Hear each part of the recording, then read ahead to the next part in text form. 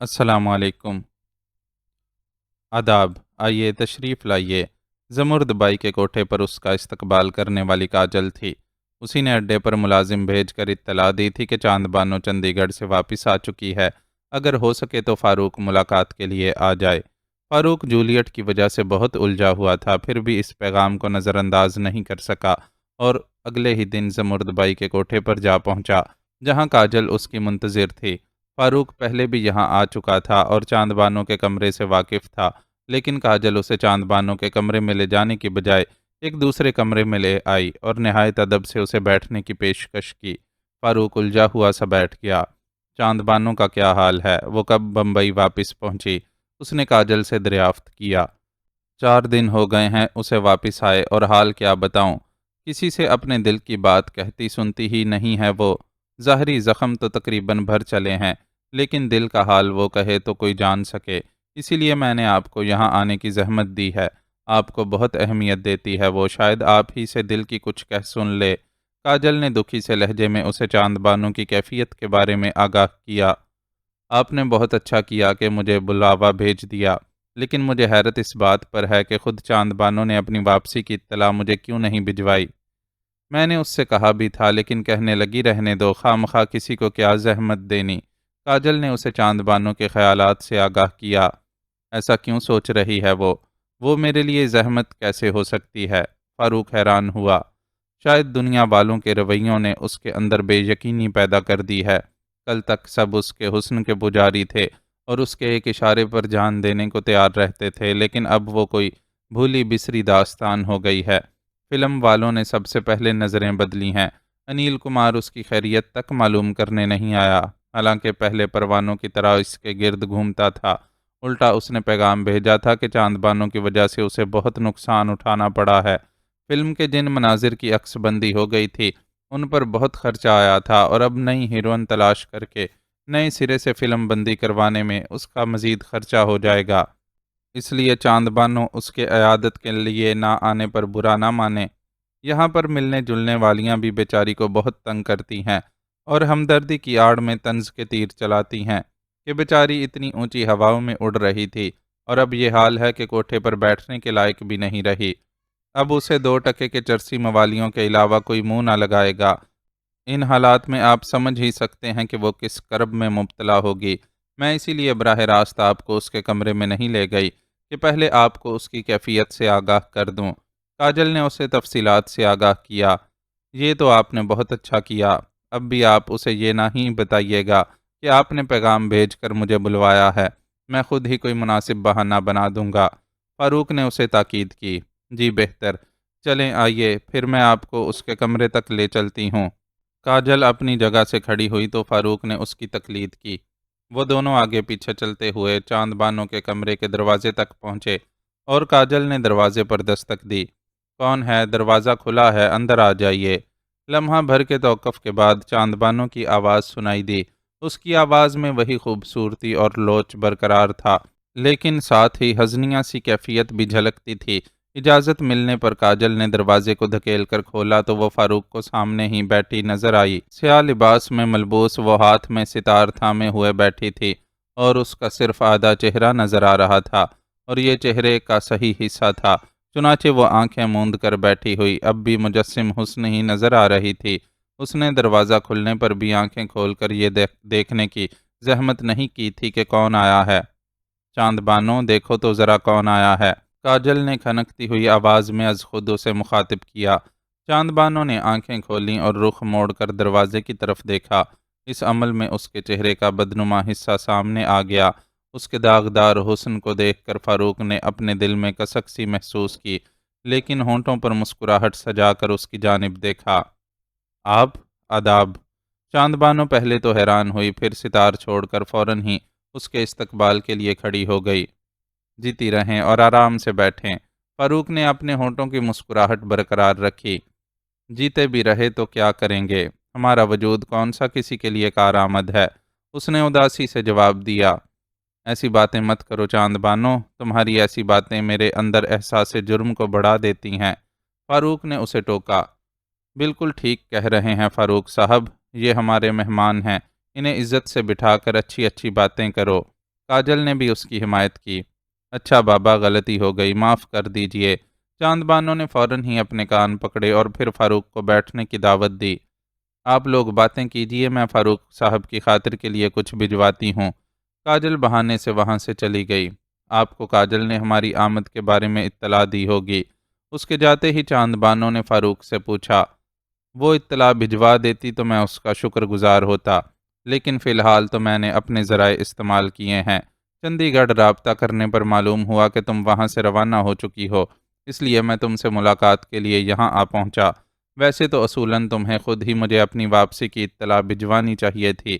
فاروق نے کرینے سے کاجل کا بھرم رکھ لیا۔ بس ہم نے آپ کو زحمت دینا مناسب نہیں سمجھا۔ ویسے آپ یہ فرمائیے کہ ابھی آپ کس احساس جرم کی بات کر رہے تھے؟ ہمارے ساتھ ہونے والے حادثے میں آپ کا تو کوئی قصور نہیں تھا۔ چاند بانو نے موضوع بدلا۔ قصور ہو یا نہ ہو، اس حادثے کا سبب میری ذات ہی تھی۔ مجھے یاد نہیں کہ میں نے تمہیں اس سلسلے میں کچھ بتایا تھا یا نہیں۔ اصل میں مجھے شروع ہی سے شک تھا کہ اس حادثے کے پیچھے بملا بھاٹیا کا ہاتھ ہے۔ میری وجہ سے وہ تم سے حسد کرنے لگی تھی اور تمہیں مجھ تک پہنچنے کی راہ میں رکاوٹ سمجھتی تھی۔ چنانچہ اس نے اپنے روپے کی طاقت کو استعمال کیا اور کرائے کے ایک آدمی کے ذریعے تمہیں مروانے کی کوشش کی۔ فاروق اسے شملہ سے لے کر بمبئی تک کے تمام واقعات کی تفصیل سناتا چلا گیا۔ گنیش کی موت اور بملا سے ہوٹل میں ہونے والی ملاقات کا احوال تک کہہ سنایا۔ چاند بانو سینے پر ہاتھ رکھے سب سنتی رہی۔ یا اللہ، ایک ہماری ذات کے پیچھے اتنا ہنگامہ! بملا بھاٹیا نے جو کیا سو کیا، آپ کو کیا ضرورت پڑی تھی کسی غنڈے موالی کے منہ لگنے کی اور بملا بھاٹیا سے حساب کتاب لینے کی؟ اس چکر میں خدا نخواستہ آپ کو کوئی نقصان پہنچ جاتا تو ہم کیا کرتے؟ ہم اتنے اہم تو نہیں ہیں کہ آپ ہمارے لیے اتنا کشٹ اٹھاتے۔ چاند بانو کی پلکیں بھیگنے لگیں۔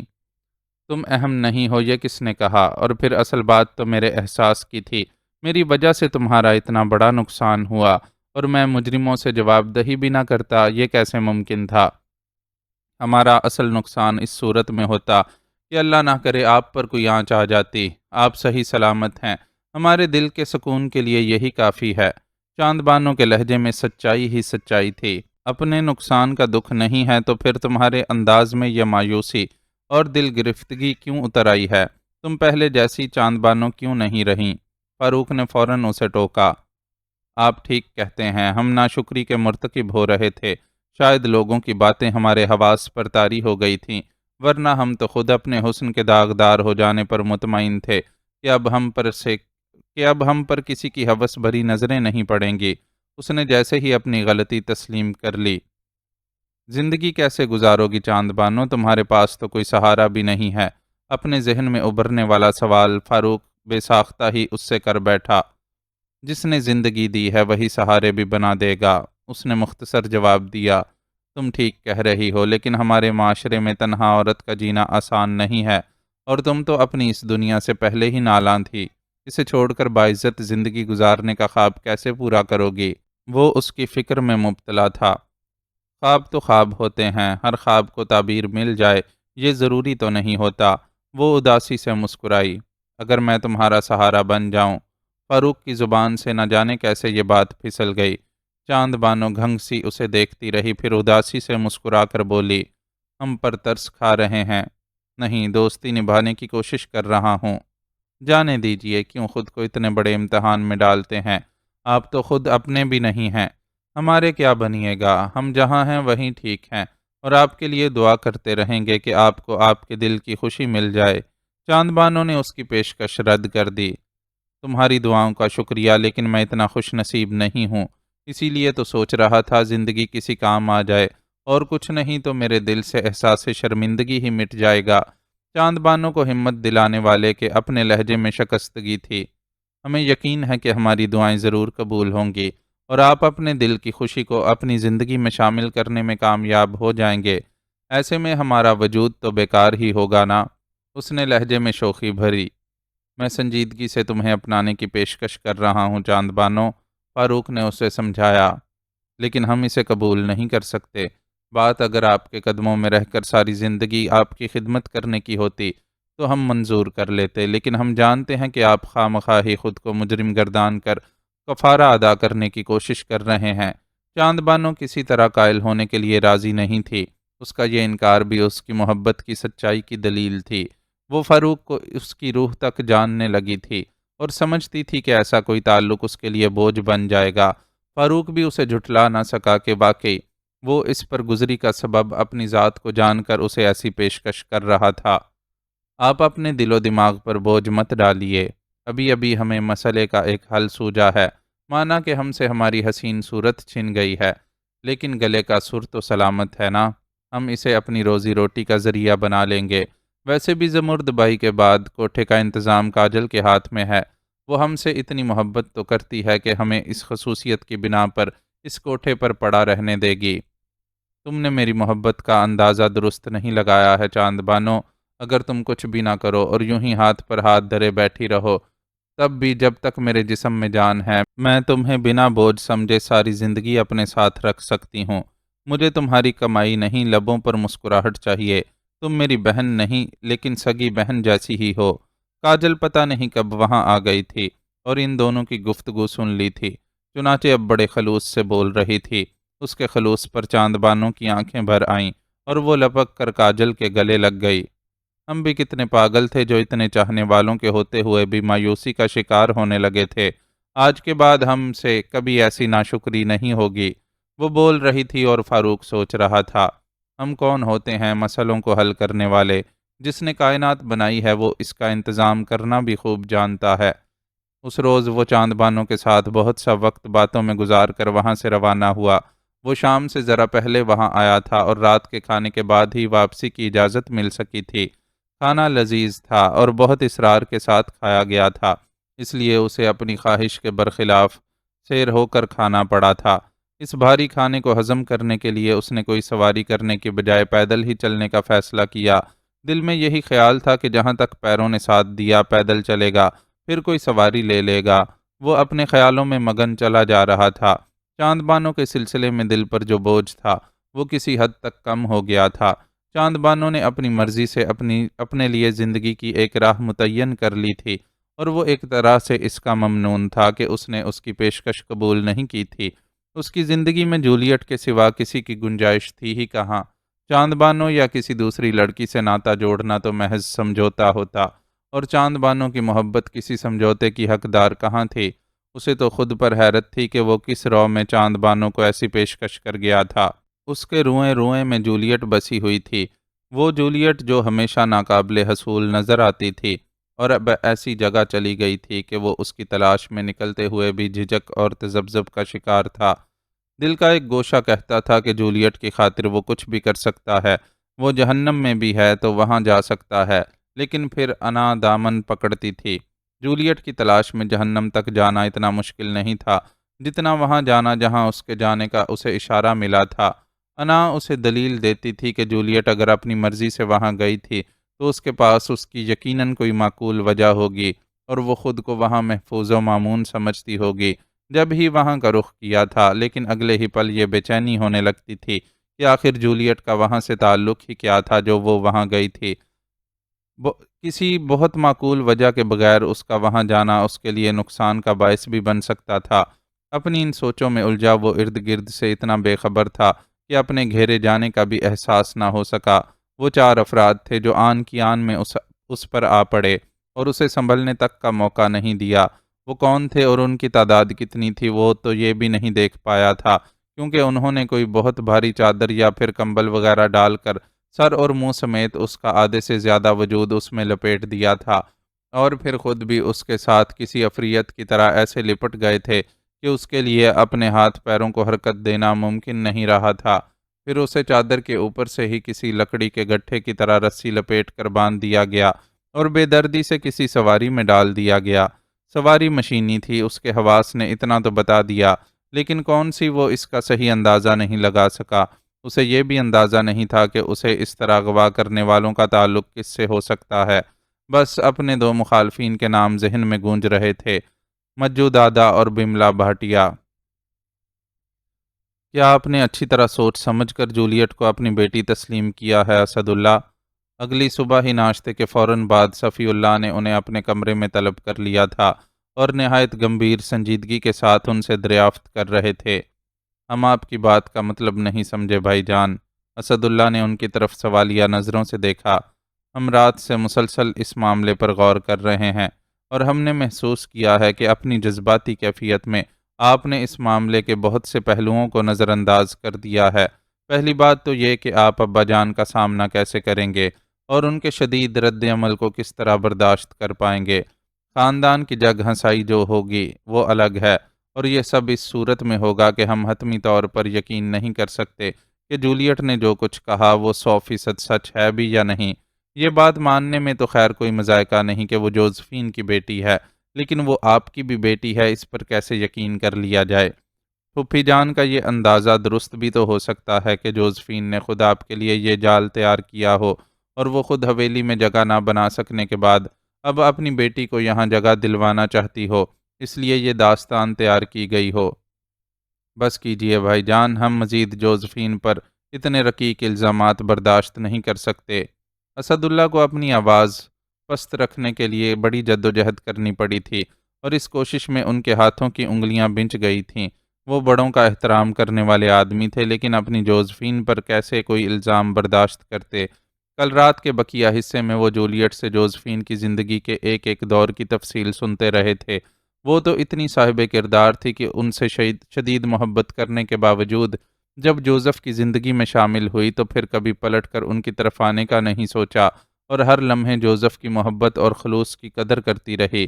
وہ محلوں کے خواب دیکھنے والی ہوتی تو کیا ساری زندگی جوزف کے چھوٹے سے گھر کو جنت بنانے میں لگی رہتی؟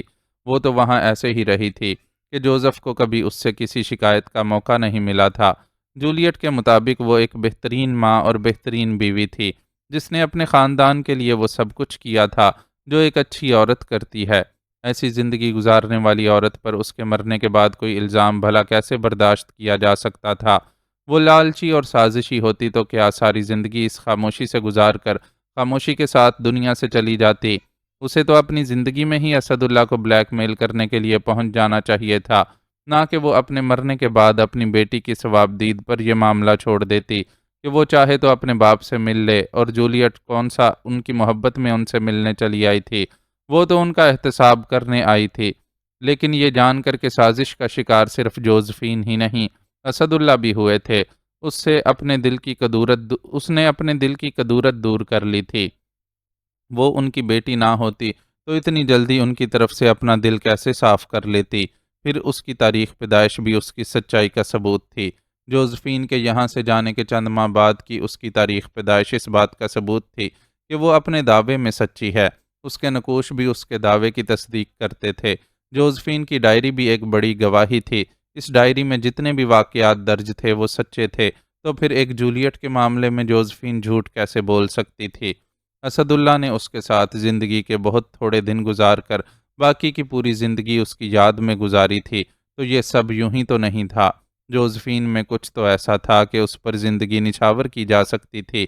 وہ کوئی عام سی لالچی عورت ہوتی تو ان کی طرف سے تحفے میں دیے گئے قیمتی لاکٹ کو ساری زندگی ایک نشانی اور امانت کے طور پر سنبھال کر رکھنے کی بجائے اسے فروخت کر کے اپنی زندگی بدل ڈالتی، لیکن اس نے ساری زندگی بمبئی کی ایک تنگ گلی کے چھوٹے سے گھر میں قناعت اور خوش اسلوبی کے ساتھ گزار دی تھی۔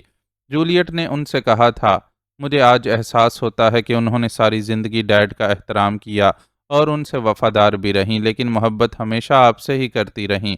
تو یہ یوں ہی نہیں تھا، آپ کے دل میں جلتی محبت کی شمع نے ہمیشہ ان کے دل کو بھی روشن رکھا، لیکن انہوں نے اس روشنی کو ہمیشہ کسی مقدس راز کی طرح چھپا کر رکھا ہوا تھا۔ تو کیا وہ ساری زندگی اپنی محبت کی مقدس راز کی طرح حفاظت کرنے والی جوزفین کی اس کے مرنے کے بعد توہین برداشت کر سکتے تھے؟ وہ تو اتنی جلدی اور اتنی خاموشی سے اس دنیا سے چلی گئی تھی کہ انہیں اس کے ساتھ ہونے والی ناانصافیوں پر معافی مانگنے کی بھی مہلت نہیں ملی تھی۔ برسوں پہلے اس سے جدائی کا صدمہ سہ لینے کے بعد وہ اس کے ملک کے عدم صدار جانے کا صدمہ بھی بہت خاموشی سے اپنے دل پر سہ رہے تھے، لیکن یہ کیسے سہ سکتے تھے کہ کوئی جوزفین کو جھوٹا قرار دیتا؟ صفی اللہ نے بھی ان کی کیفیت کو محسوس کر لیا اور نرمی سے بولے، ہمیں آپ کے جذبات کا احساس ہے اسد اللہ، لیکن ہم آپ کو آئندہ درپیش حالات کے بارے میں کوئی خوش امیدی نہیں دلا سکتے۔ ہم بھی اس بات کو سمجھتے ہیں بھائی جان، اور ذہنی طور پر ہر طرح کے حالات کے لیے تیار ہیں۔ اگر ابا جان نے جولیٹ کو قبول نہیں کیا تو ہم اپنی بیٹی کو لے کر ہمیشہ کے لیے اس حویلی سے چلے جائیں گے۔ اسد اللہ نے اپنا فیصلہ سنایا۔ ایسی باتیں مت کیجیے اسد اللہ، اس عمر میں آپ ابا جان کو اپنی جدائی کا صدمہ دیں گے۔ اس صدمے کو آپ ہم سے پوچھیے، ہم جو ہر دن سانس تو لیتے ہیں لیکن کیسے مر مر کے جیتے ہیں، یہ ہم ہی جانتے ہیں۔ صفی اللہ کی آنکھوں سے یکدم ہی آنسو رواں ہو گئے۔ ان کے آنسوؤں نے اسد اللہ کا دل تڑپا دیا اور وہ اپنی جگہ سے اٹھ کر بڑے بھائی کے قریب پہنچ گئے۔ ہمیں ہماری گستاخی کے لیے معاف کر دیں بھائی جان، ہم ہرگز بھی آپ کی دل آزاری نہیں چاہتے تھے۔ آپ کا غم ہمارا بھی غم ہے، ہم بھی آپ کے درد کو روح کی شدت سے محسوس کرتے ہیں، لیکن آپ کو بھی ہماری کیفیت سمجھنی چاہیے۔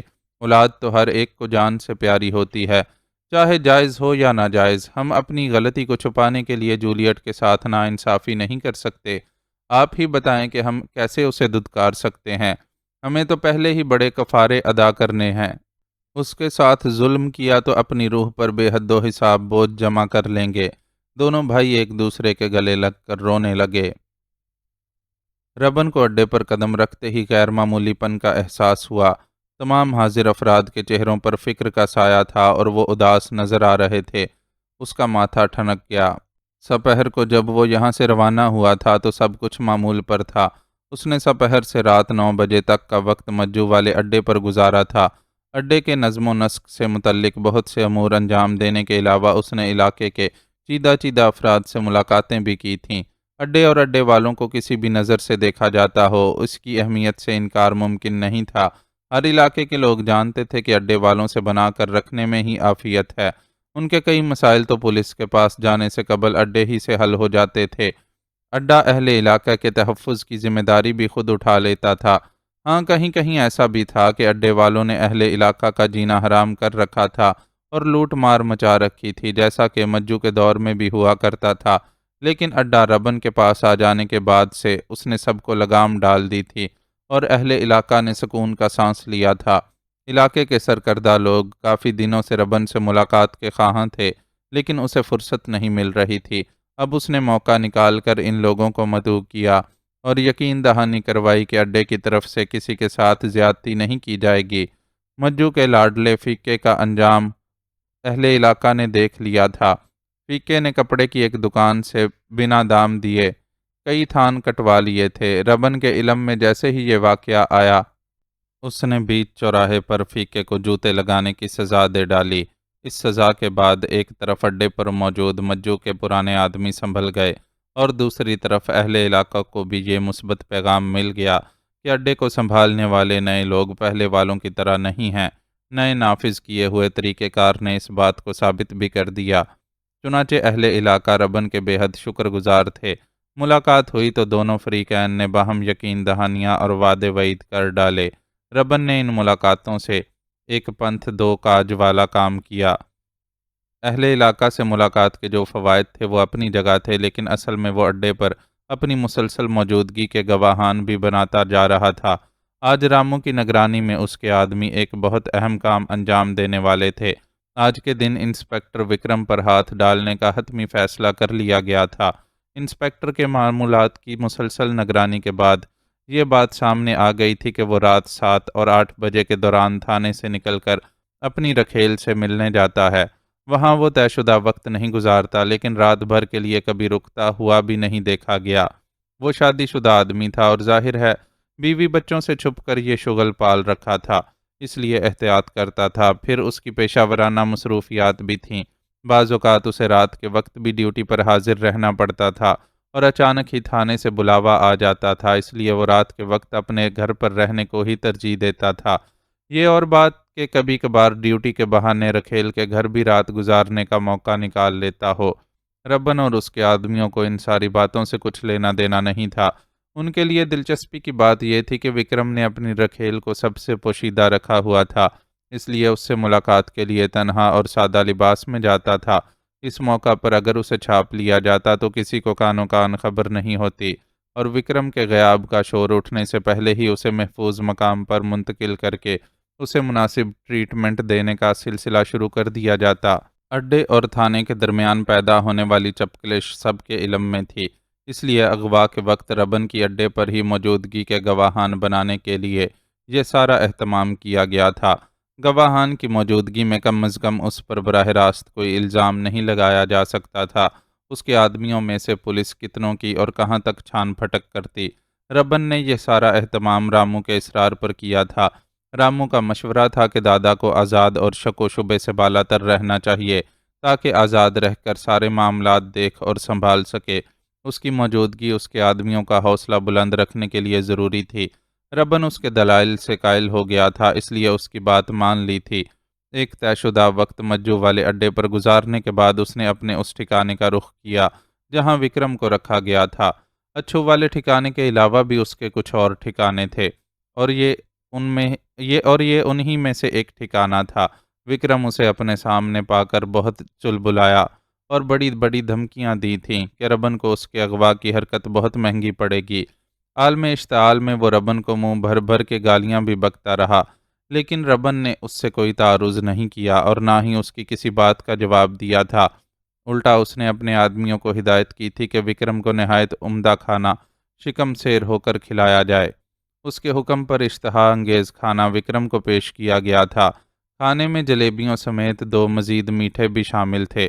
اچھا کھانا اور اس سے بھی بڑھ کر میٹھا وکرم کی کمزوری تھی۔ کھانا سامنے آیا تو وہ غصے اور پریشانی کے باوجود اپنا ہاتھ نہیں روک سکا اور خوب جی بھر کر کھایا۔ اس شکم سیری کے بعد ربن نے اپنے آدمیوں کو حکم دیا کہ وکرم رات بھر سونا تو دور کی بات پلک بھی نہ جھپکنے پائے۔ شکم سیری اور ساتھ ہی بڑی مقدار میں میٹھے کے استعمال کے بعد نیند سے محرومی وکرم پر کیسا عذاب بن کر ٹوٹے گی، اس بات سے ربن اچھی طرح واقف تھا۔ اس لیے اس نے وکرم سے سارے سوال جواب اگلے دن کے لیے اٹھا رکھے تھے۔ وہ ٹوٹ پھوٹ کا شکار ہوتا تو اس سے کچھ بھی اگلوانا آسان ہو جاتا۔ اس طرف سے بالکل مطمئن ربن رات گئے اپنے اڈے واپس پہنچا تھا، لیکن یہاں سب کی اتری ہوئی صورتیں اس کی منتظر تھیں۔ کیا بات ہے رے، یہ سالی تمہاری شکلوں پر 12 کیوں بج رہے ہیں؟ اس نے سب پر ایک طائرانہ نظر ڈال کر تشویش سے پوچھا۔ فاروق استاد کا کچھ پتہ نہیں دادا، جانی ہمت کر کے آگے آیا اور اسے اطلاع دی۔ گولو رات کو جلدی سونے کا عادی تھا اور باقی لوگوں نے احتیاط کی تھی کہ وہ نیند سے جاگنے نہ پائے، ورنہ اس وقت ربن کے سوال کرنے سے پہلے اس کے اڈے پر قدم رکھتے ہی وہ اسے یہ اطلاع دے دیتا۔ پتہ نہیں کا کیا مطلب ہے حرام؟ ربن کے لہجے میں قہر اتر آیا۔ آج شام فاروق استاد چاند بانو سے ملاقات کے لیے جانے کا بول کر اڈے سے نکلا تھا۔ بول کے گیا تھا کہ تھوڑا جازتی ٹائم لگ سکتا ہے، اس واسطے کھانے کے ٹائم تک تو سب ریلیکس رہا۔ پھر جیسے جیسے ٹائم گزرتا گیا فکر ہونے لگی، فاروق استاد کا موڈ خراب نہ ہو یہ سوچ کر تھوڑی دیر اور راہ دیکھتے رہے، لیکن پھر گھبرا کر بندہ خبر لینے کو دوڑایا۔ ادھر سے پتہ چلا کہ بہت دیر ہوئی۔ فاروق استاد رات کا کھانا کھا کر وہاں سے نکل گیا تھا۔ وہاں سے نکل کر اڈے کیوں نہیں پہنچا یہ کسی کی سمجھ میں نہیں آ رہا۔ جانی نے ہونٹوں پر زبان پھیرتے ہوئے اسے تفصیل سے آگاہ کیا۔ وہ گیا تھا تو اس کے پیچھے بندے کیوں نہیں گئے؟ اپن نے بولا تھا نا کہ اسے اکیلا نہیں چھوڑنے کا ہے۔ ربن غرایا۔ تمہارا آرڈر سب کی نالج میں ہے دادا، پر فاروق استاد کا بھی تو تمہیں پتہ ہے۔ بولا میں بتا کر جا رہا ہوں کہ کدھر جا رہا ہوں، اس لیے کسی کو میرے پیچھے آنے کی ضرورت نہیں ہے۔ اس کے بولنے پر بھی اگر کوئی اس کے پیچھے جاتا تو تم کو معلوم ہے اس کا مزاج بگڑ جاتا، اس لیے سب چپ کر کے بیٹھ گیا۔ جانی نے صفائی پیش کی۔ پھر اب کیا کر رہے ہو؟ اسے تلاش کرنے کو کچھ کیا یا عورتوں کی طرح چوڑیاں پہن کر ادھر ہی ٹسوے بہاتے بیٹھے ہو؟ ربن کے مزاج کی خرابی اس کے لہجے سے عیاں تھی۔ بندے نکلے ہوئے ہیں دادا، کوٹھے سے اڈے تک 1-1 انچ چھان ماریں گے۔ اب ان کو تھوڑے لوگوں کے ساتھ اس واسطے رکنا پڑا تھا کہ اڈے کو بھی خالی نہیں چھوڑ سکتے تھے، تمہارا ویٹ بھی کر رہے تھے۔ جانی دھیمے لہجے میں اس کے سوالوں کا جواب دے رہا تھا۔ اس کی نظریں یوں جھکی ہوئی تھیں جیسے فاروق کے غائب ہونے میں اس کی کوئی غلطی ہو۔ اس سورما کا کچھ پتہ نہیں ہے، اس کے دماغ میں کیا سودا سمایا ہوا ہے، کسی کو خبر نہیں دے رہا ہے۔ شہر میں دشمنیاں بھی پال رکھی ہیں، اب خود سے غائب ہوا ہے یا کسی نے گڑبڑ کی ہے، اپنے کو ہر طرف دیکھنا ہوگا۔ اس بار ربن کے لہجے میں غصے کی بجائے صرف اور صرف تفکر تھا۔ فاروق کی پریشانی، اڈے کے معاملات اور ملک کے بگڑتے حالات نے اسے خود بھی ذہنی طور پر بہت الجھایا ہوا تھا، اس لیے خلاف مزاج جلدی غصے کا اظہار کرنے لگا تھا، ورنہ وہ خود بڑا اپنے آپ پر قابو رکھنے والا آدمی تھا۔ تم ٹینشن مت لو دادا، فاروق استاد کے لیے ادھر سب کے دل میں بڑا لو ہے۔ اس کے لیے اپن لوگ اپنا جان بھی دے سکتا ہے۔ جانی نے اسے حوصلہ دیا۔ ربن اس سے کچھ کہے بغیر اپنے تخت پر بیٹھ گیا اور حقے کی نئے ہونٹوں سے لگائی۔ اس کی آمد کے فوراً بعد ہی سجو نے حقہ گرم کر کے وہاں لا رکھا تھا۔ ربن پرسوچ انداز میں اسے گڑ گڑانے لگا۔ جانی سمیت سب کو اس نے ہاتھ کے اشارے سے باہر بھیج دیا تھا۔ ان لوگوں کے باہر نکلے ابھی 2 منٹ بھی نہیں گزرے تھے کہ وجے دستک دے کر اندر داخل ہوا۔ اس کے پیچھے جانی بھی تھا۔ وجے کے چہرے کے ہیجانی تاثرات نے ربن کو چونکا دیا۔ لگتا تھا کہ وہ کوئی بہت بڑی خبر لے کر آیا ہے۔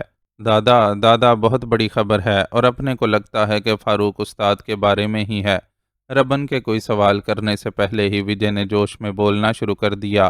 اس کا سانس پھولا ہوا تھا اور یوں لگ رہا تھا کہ وہ بہت عجلت میں یہاں پہنچا ہے۔ پہلے اچھی طرح سانس لے پھر بول کہ کیا بات ہے۔ ربن نے اسے نصیحت کی۔ خود اس کے لیے بھی ایک ایک لمحہ بھاری تھا، لیکن وہ تحمل سے کام لے رہا تھا۔ اپن لوگ کوٹھے سے اڈے تک کے راستے پر فاروق استاد کے بارے میں معلوم کرتے پھر رہے تھے۔ ایک ڈبل روٹی مکھن والا مل گیا۔ غریب لکڑی کے خالی کھوکھے میں ڈبل روٹیاں اور مکھن کی ٹکیاں رکھ کر اپنے کاندھے پر لاد کر رات گئے پھیری لگاتا ہے۔ صبح ناشتے میں ڈبل روٹی مکھن پسند کرنے والے اس سے تازہ ڈبل روٹی اور مکھن خرید لیتے ہیں۔ اپن نے اس کو فاروق استاد کا حلیہ بتا کر اس سے پوچھا کہ اس حلیے کے آدمی کو ادھر کہیں راستے میں دیکھا ہے؟ تو پہلے تو منع کر دیا، پر اپنے کو اس کے انداز سے لگا کہ اس کو کچھ نہ کچھ خبر ضرور ہے، اس لیے اپن اس کی جان کو آ گیا۔ تھوڑی جیب بھی گرم کیا تو اس نے زبان کھول دیا اور بولا کہ وہ ادھر کوٹھوں والے علاقے میں ڈبل روٹی مکھن کی سپلائی دینے جا رہا تھا کہ اس نے 4 بندوں کو فاروق استاد کے حلیے کے ایک آدمی کو گھیرتے ہوئے دیکھا تھا۔ وہ لوگ اسے ایک کمبل میں لپیٹ کر موٹر میں ڈال کر لے گئے تھے۔ ان لوگوں کی اس پر نظر نہ پڑے اس لیے وہ ڈر کر ایک ٹھیلے کے پیچھے چھپ گیا تھا، اور وہیں سے اس نے ساری کارروائی دیکھی تھی۔ وجے نے اسے تفصیلی رپورٹ پیش کی، جسے سن کر ربن کے ماتھے پر بل پڑ گیا اور بولا، ان 4 میں سے کسی کو پہچانتا تھا وہ ڈبل روٹی والا؟ اپن پوچھا تھا۔ بولا 3 کو تو بالکل نہیں جانتا، پر ایک ذرا جانا پہچانا تھا، ادھر کوٹھوں پر آتا جاتا دکھائی دیتا ہے، چھوٹا موٹا گنڈا ہے، پر کچھ لوگ پولیس کا ٹاؤٹ بھی بولتے ہیں۔ وجے کی دی یہ اطلاع بڑی اہم تھی۔ ربن کی پیشانی کے بلوں میں اضافہ ہو گیا۔ فاروق کو اغوا کرنے والوں میں سے کسی ایک پر پولیس کے مخبر ہونے کا شک ہونے کا ایک مطلب یہ بھی لیا جا سکتا تھا کہ اس معاملے میں پولیس ملوث ہے۔ مجو دادا پر بھی شک کیا جا سکتا تھا، کیونکہ پولیس اور مجو دادا کا گٹھ جوڑ بھی کئی بار محسوس کیا جا چکا تھا۔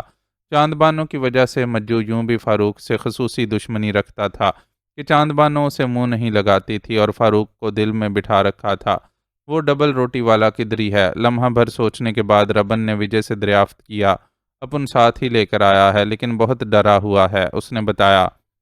ادھر بلا اسے، ربن نے حکم دیا۔ اگلے ہی لمحے ڈبل روٹی والا اس کے سامنے پیش کر دیا گیا۔ کیا نام ہے رے تیرا؟ ربن نے نرمی سے پوچھتے ہوئے اس کا جائزہ لیا۔ 40 سال سے کچھ اوپر کا ہی وہ آدمی دبلا پتلا اور درمیانی قامت کا تھا۔ رنگت دبتی ہوئی تھی اور جسم پر موجود بوسیدہ لباس کے علاوہ چہرے پر موجود مخصوص تاثر بھی اس کی غربت کی گواہی دے رہا تھا۔ لطیف نام ہے دادا، پر سب تیفا تیفا بولتے ہیں، اس نے عاجزی سے ہاتھ جوڑ کر جواب دیا۔ کتنے بچے ہیں تیرے؟ ربن نے مزید پوچھا۔ 5 دادا، 3 لڑکیاں اور 2 لڑکے، اور اس نے اسی لمحے میں جواب دیا۔ یہ ادھر سے جائے تو اسے اس کے بچوں کے لیے تحفے اور خرچہ پانی دے کر بھیجنا۔ ربن نے وجے اور جانی کی طرف رخ کر کے حکم دیا۔ شکریہ دادا، اللہ تمہیں لمبی عمر دے۔ وہ خوش ہو کر دعائیں دینے لگا۔ دیکھ یار تیفے، اپنے کو اپنی لمبی عمر نہیں چاہیے۔ تو باپ ہے، تیرے 5 بچے ہیں، تیرے کو معلوم ہے کہ باپ کے دل میں اپنی اولاد کے لیے کتنا پیار ہوتا ہے۔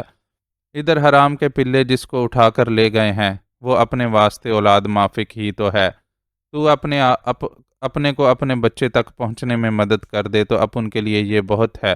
سامنے کوئی گنڈا بدماش ہوتا تو ربن دھونس اور دھمکی کی زبان میں بات کرتا، لیکن اس غریب نان بائی سے بہت نرمی سے پیش آ رہا تھا۔ اپن تمہاری کیا مدد کر سکتا ہے دادا؟ اپن تو بڑا کمزور آدمی ہے۔ وہ حیران ہوا۔ تو اغوا کرنے والوں میں سے جس آدمی کو پہچانتا ہے اس کا نام پتہ ٹھیک سے بتا دے، بس یہی بہت ہے۔ اپن تمہارے آدمی کو بولا نا دادا کہ اپن بس اسے پہچانتا ہے، وہ اپن کو اپنا دھندا کرتے ہوئے کبھی کبھی دکھائی دے جاتا ہے، صورت سے ہی گنڈا لگتا ہے، اور اپن غریب آدمی ہے اس لیے ایسے لوگوں سے دور رہتا ہے۔ اب تم بولو، اپن تمہیں اس کے بارے میں کیسے بتائے گا؟ اس نے اپنی مجبوری کا اظہار کیا۔ تو بولا کہ اس کے بارے میں پولیس کٹ آؤٹ ہونے کی سنگن ہے۔ تو بھلا یہ کیسے؟ تو کسی سے اس کے بارے میں بات کیا ہوگا تو اس نے تجھے یہ خبر دی ہوگی نا؟ ربن نے نکتہ اٹھایا۔ وہ تو ایسے ہی ادھر بازار میں ایک دن پھول والے سے بات ہو رہی تھی تو اس نے اپن کو بولا تھا، ورنہ اپن خود سے اسے نہیں جانتا۔ نان بھائی اپنی جگہ بڑا محتاط تھا۔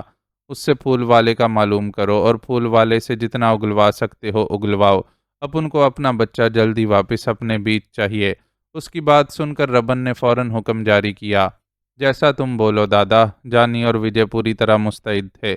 یہ کام جلدی نمٹاؤ، ایسے بات بن جائے تو ٹھیک ہے، ورنہ اشوک بچن کو بلوا کر تھانے میں اغوا کی رپٹ لکھواتے ہیں۔ وہ ہر طرف اپنا دماغ دوڑا رہا تھا۔ ادھر رامو کو بھی خبر بھجوا دے، وہ بھی ادھر سے بندے دوڑا کر شہر میں کھوج لگانے کی کوشش کرے گا۔ اس کی طرف سے ایک اور حکم جاری ہوا۔ فاروق کے لیے اس کا دل اتنا مضطرب تھا کہ بس نہیں چل رہا تھا کہ گھڑی کی چوتھائی میں اسے واپس اڈے لے آئے۔ اڈے پر موجود منو اور اکبر بھی یہ سب دیکھ رہے تھے۔ ان کے دل بھی فاروق کے لیے مضطرب تھے اور وہ خود بھی اس کی تلاش میں نکلنا چاہتے تھے، لیکن بمبئی ان کے لیے اجنبی شہر تھا اور وہ یہاں باہر نکل کر ٹامک ٹوئیاں مارنے کے سوا کچھ نہیں کر سکتے تھے۔ اس لیے جانی نے خود انہیں باہر جانے سے روک دیا تھا۔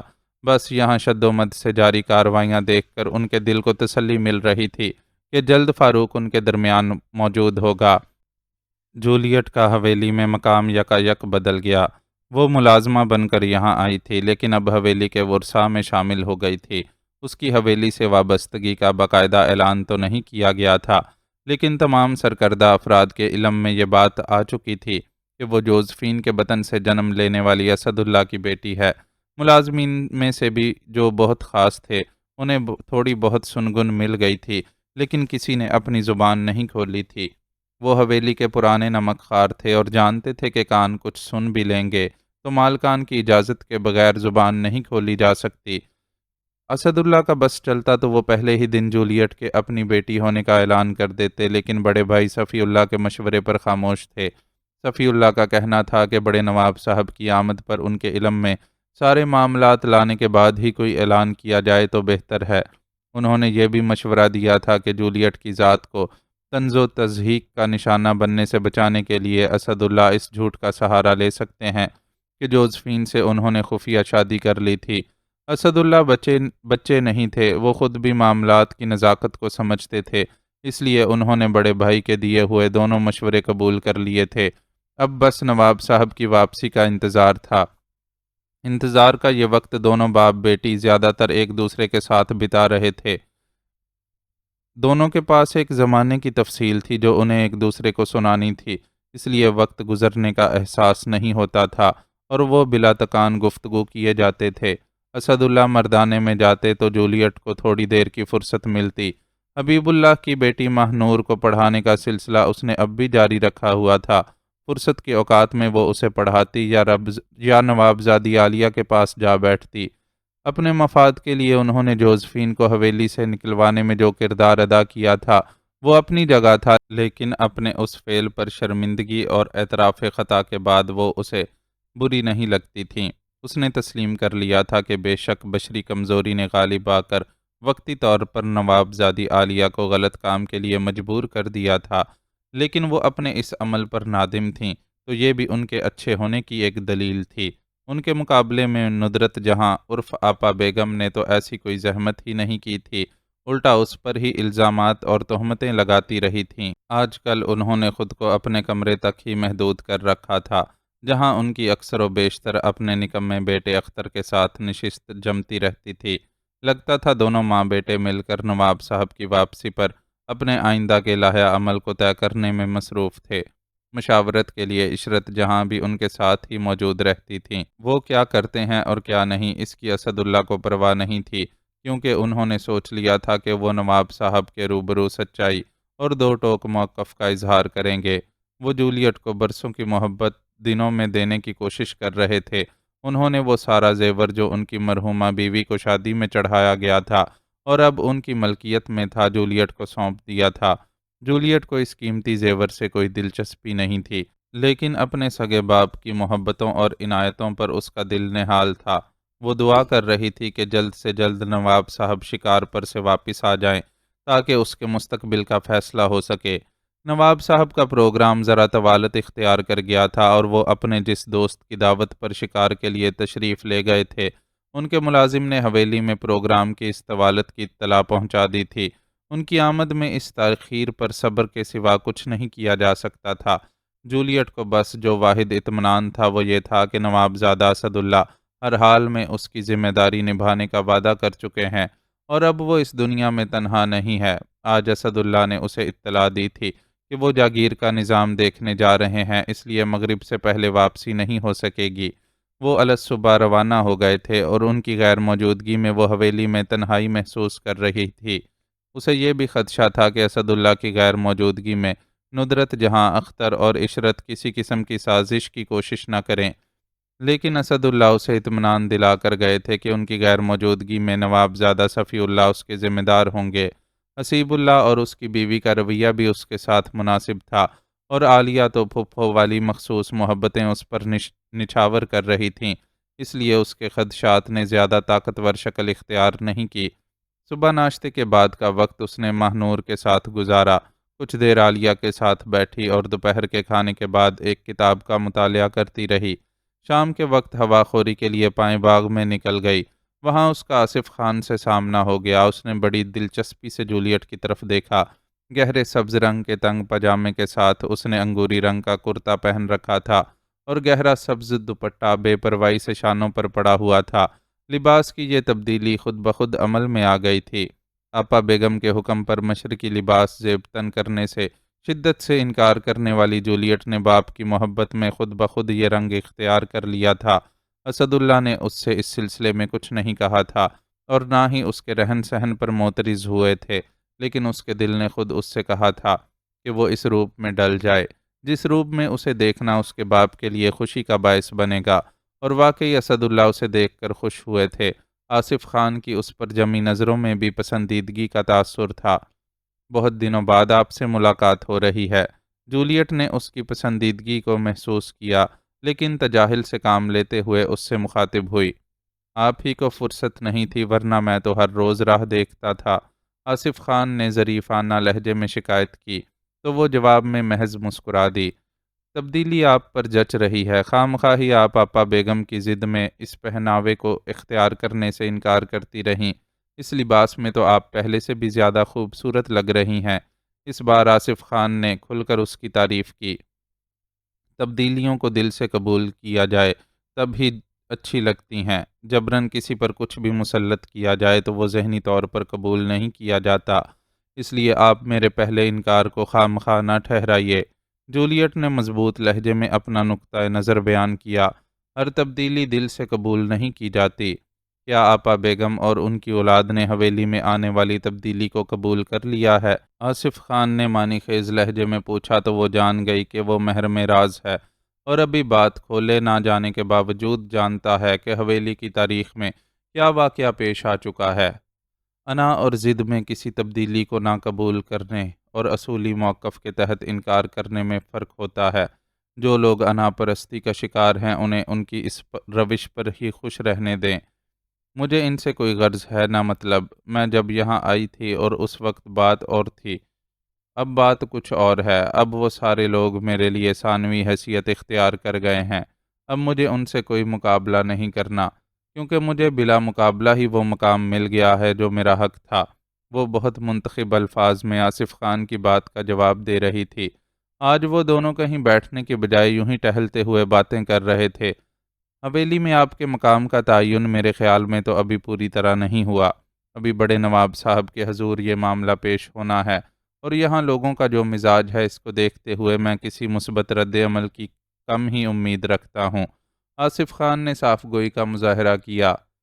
شاید مجھ سے الفاظ کے انتخاب میں غلطی ہوئی ہے۔ مجھے حویلی میں اپنے مقام کے تعین کے بجائے اس فرد واحد کی زندگی میں اپنے مقام کی بات کرنی چاہیے تھی جس سے اپنے رشتے کی بنیاد پر میں یہاں آئی ہوں۔ میری بدگمانی کے برخلاف وہ بہت مخلص اور دیانتدار انسان ثابت ہوئے ہیں، اور انہوں نے مجھے یقین دلایا ہے کہ وہ آخر تک مجھ سے اپنا رشتہ نبھائیں گے۔ اس نے اب بھی اسد اللہ کا نام لینے یا ان سے اپنا رشتہ بیان کرنے میں احتیاط سے کام لیا، حالانکہ آصف خان کے الفاظ سے ظاہر تھا کہ اسے سب باتوں کا پوری طرح علم ہے۔ یقیناً وہ ایسا ہی کریں گے۔ میں نے انہیں جتنا جانا ہے اس حساب سے پورے اعتماد کے ساتھ کہہ سکتا ہوں کہ وہ تعلق، وعدے اور رشتے نبھانے والے انسان ہیں۔ آصف خان نے بھی اسد اللہ کا نام لینے سے گریز کیا۔ اس کی بات سن کر جولیٹ نے کوئی تبصرہ نہیں کیا اور محض مسکرا کر خاموش ہو گئی۔ چند منٹوں تک وہ دونوں یوں ہی خاموشی سے ٹہلتے رہے، پھر آصف خان بولا، آئیے کچھ دیر وہاں بیٹھتے ہیں۔ جولیٹ نے انکار نہیں کیا اور اس کی اشارہ کردہ سنگی بینچ کی طرف بڑھ گئی۔ وہ دونوں درمیان میں تھوڑا سا فاصلہ رکھ کر ایک ساتھ بینچ پر بیٹھ گئے تو آصف خان نے دھیرے سے کھنکارتے ہوئے گفتگو کا آغاز کیا اور جھجکتے ہوئے بولا، میں کچھ عرصے سے آپ سے ایک بات کہنے کی کوشش کر رہا تھا لیکن ہمت نہیں ہو رہی تھی۔ اگر اجازت ہو تو اب کہہ دوں۔ ایسی کیا بات ہے بھلا جو ایک پٹھان زیادہ نہیں کہہ پا رہا؟ میں نے تو سنا ہے کہ پٹھان بہت بہادر اور دلیر ہوتے ہیں۔ اس کو جھجکتے دیکھ کر جولیٹ نے حیرت کا اظہار کیا۔ بات بہت خاص ہو، خاص شخص کے روبرو کہنی ہو اور اس پر آپ کی زندگی کا دار و مدار ہو تو کہتے ہیں انسان جھجک ہی جاتا ہے۔ اب ایسی بھی کیا بات ہے، آپ کہیے تو۔ جولیٹ نے اس سے اصرار کیا۔ میں چاہتا ہوں کہ آپ کی نئی شروع ہونے والی زندگی میں مجھے آپ کی ہم سفری کا شرف حاصل ہو جائے۔ آخر کار اس نے اپنے دل کی بات کہہ دی، جسے سن کر جولیٹ پل بھر کے لیے چپ ہو گئی، پھر بولی، میرے خیال میں آپ نے یہ فیصلہ کرتے ہوئے عجلت سے کام لیا ہے۔ میرے متعلق ابھی بہت کچھ طے ہونا باقی ہے۔ ہو سکتا ہے مجھے یہ حویلی چھوڑ کر جانا پڑ جائے۔ پھر سب سے بڑا مسئلہ مذہب کا ہے۔ ایک مسلمان خاندان کا حصہ ہونے کے باوجود میں اب بھی عیسائی ہوں اور فی الحال میں نے مذہب کی تبدیلی کے بارے میں سوچا بھی نہیں ہے۔ آپ بے شک اپنے والدین اور قبیلے سے دور رہ رہے ہیں، لیکن میرا خیال ہے کہ آپ ان کی اجازت کے بغیر ایسا کوئی فیصلہ کرنے کے مختار نہیں ہیں۔ میرے نام کے ساتھ جڑی ناجائز کی گالی اور مذہب دو ایسے مسئلے ہیں جو میرے وجود کو آپ کے خاندان کے لیے ناقابل قبول بنا دیں گے۔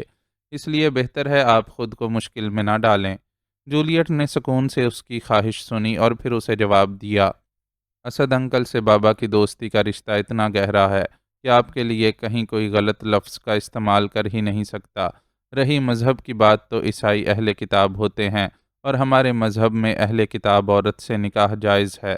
آصف خان نے نہایت رسان سے اسے جواب دیا، ہو سکتا ہے آپ ٹھیک کہہ رہے ہوں، لیکن یقین جانیے بہت کچھ جان کر بھی ابھی آپ میرے بارے میں سب کچھ نہیں جانتے۔ میرا یہاں سے تعلق مجھے اتنا معتبر نہیں کر دیتا کہ آپ مجھے زندگی کا ساتھی بنانے جیسا اہم فیصلہ کر بیٹھیں۔ ابھی تو عشق کے بہت امتحان باقی ہیں۔ جولیٹ کے لہجے میں ہلکی سی تلخی در آئی۔ مجھے امید ہے کہ میں عشق کے ہر امتحان میں کامیاب ہو جاؤں گا، اور ہاں پلیز آپ اس غلط فہمی کو اپنے ذہن سے نکال دیں کہ میں نے آپ کا یہاں سے تعلق ظاہر ہونے پر آپ کو اپنی زندگی کا ساتھی بنانے کا فیصلہ کیا ہے۔ میں کہہ چکا ہوں کہ میں اس سلسلے میں کافی دن سے غور کر رہا تھا، لیکن آپ سے کہنے کی ہمت نہیں کر پا رہا تھا۔ وضاحت پیش کرتے ہوئے آصف خان کے لہجے میں بھی ہلکی سی جارحیت آ گئی تھی۔ میں آپ کی اس بات سے اختلاف نہیں کروں گی۔ یقیناً آپ جو کچھ کہہ رہے ہیں وہ صحیح کہہ رہے ہوں گے، لیکن میرا یہ موقف اپنی جگہ قائم ہے کہ ابھی آپ میرے بارے میں سب کچھ نہیں جانتے، اس لیے اتنا بڑا فیصلہ مت کریں۔ مجھے یقین ہے کہ سب کچھ جان کر بھی میں اپنے فیصلے پر قائم رہوں گا۔ البتہ آپ اپنی الجھن کے خاتمے کے لیے اپنی زندگی کا ہر تلخ و ترش پہلو میرے سامنے بیان کر سکتی ہیں۔ اس سلسلے میں تو میں نے پہلے ہی ایک بار آپ کو پیشکش کی تھی اور یقین دلایا تھا کہ آپ مجھے مخلص و رازدار دوست پائیں گی، لیکن شاید آپ نے میرے کہنے کا اعتبار ہی نہیں کیا۔ آصف خان نے اس کے اعتراضات کو کوئی اہمیت نہیں دی اور مضبوط لب و لہجے میں بولا، اور شاید میں نے آپ سے کہا تھا کہ میں اپنی جنگ خود لڑنے کی قائل ہوں۔ آپ جس محاذ پر مجھے کامیاب کھڑا دیکھ رہے ہیں اسے میرا آخری محاذ نہ جانیے۔ ابھی مجھے ایک دوسری بڑی جنگ لڑنی ہے، اور اس جنگ میں کامیاب ہوئے بغیر میں اپنی زندگی کا کوئی فیصلہ نہیں کرنا چاہتی۔ سچ پوچھیے تو بہت دن گزرے میرے لیے زندگی ختم ہو چکی ہے۔ آپ جس وجود کو اپنے سامنے چلتا پھرتا کھاتا پیتا دیکھ رہے ہیں، یہ ایک بے روح وجود ہے جسے بس انتقام کی آگ نے زندہ رکھا ہوا ہے۔ اس کے لہجے میں جو آنچ تھی اس کی تپش آصف خان نے بھی محسوس کی۔ اگر میں کہوں کہ انتقام کی یہ آگ مجھے سونپ دیں تو کوئی حرج نہیں ہوگا۔ میں آپ کے ہر مجرم کو آپ کی خواہش کے مطابق کیفر کردار تک پہنچاؤں گا۔ تو کیا آپ میری اس پیشکش کو بھی قبول نہیں کریں گی؟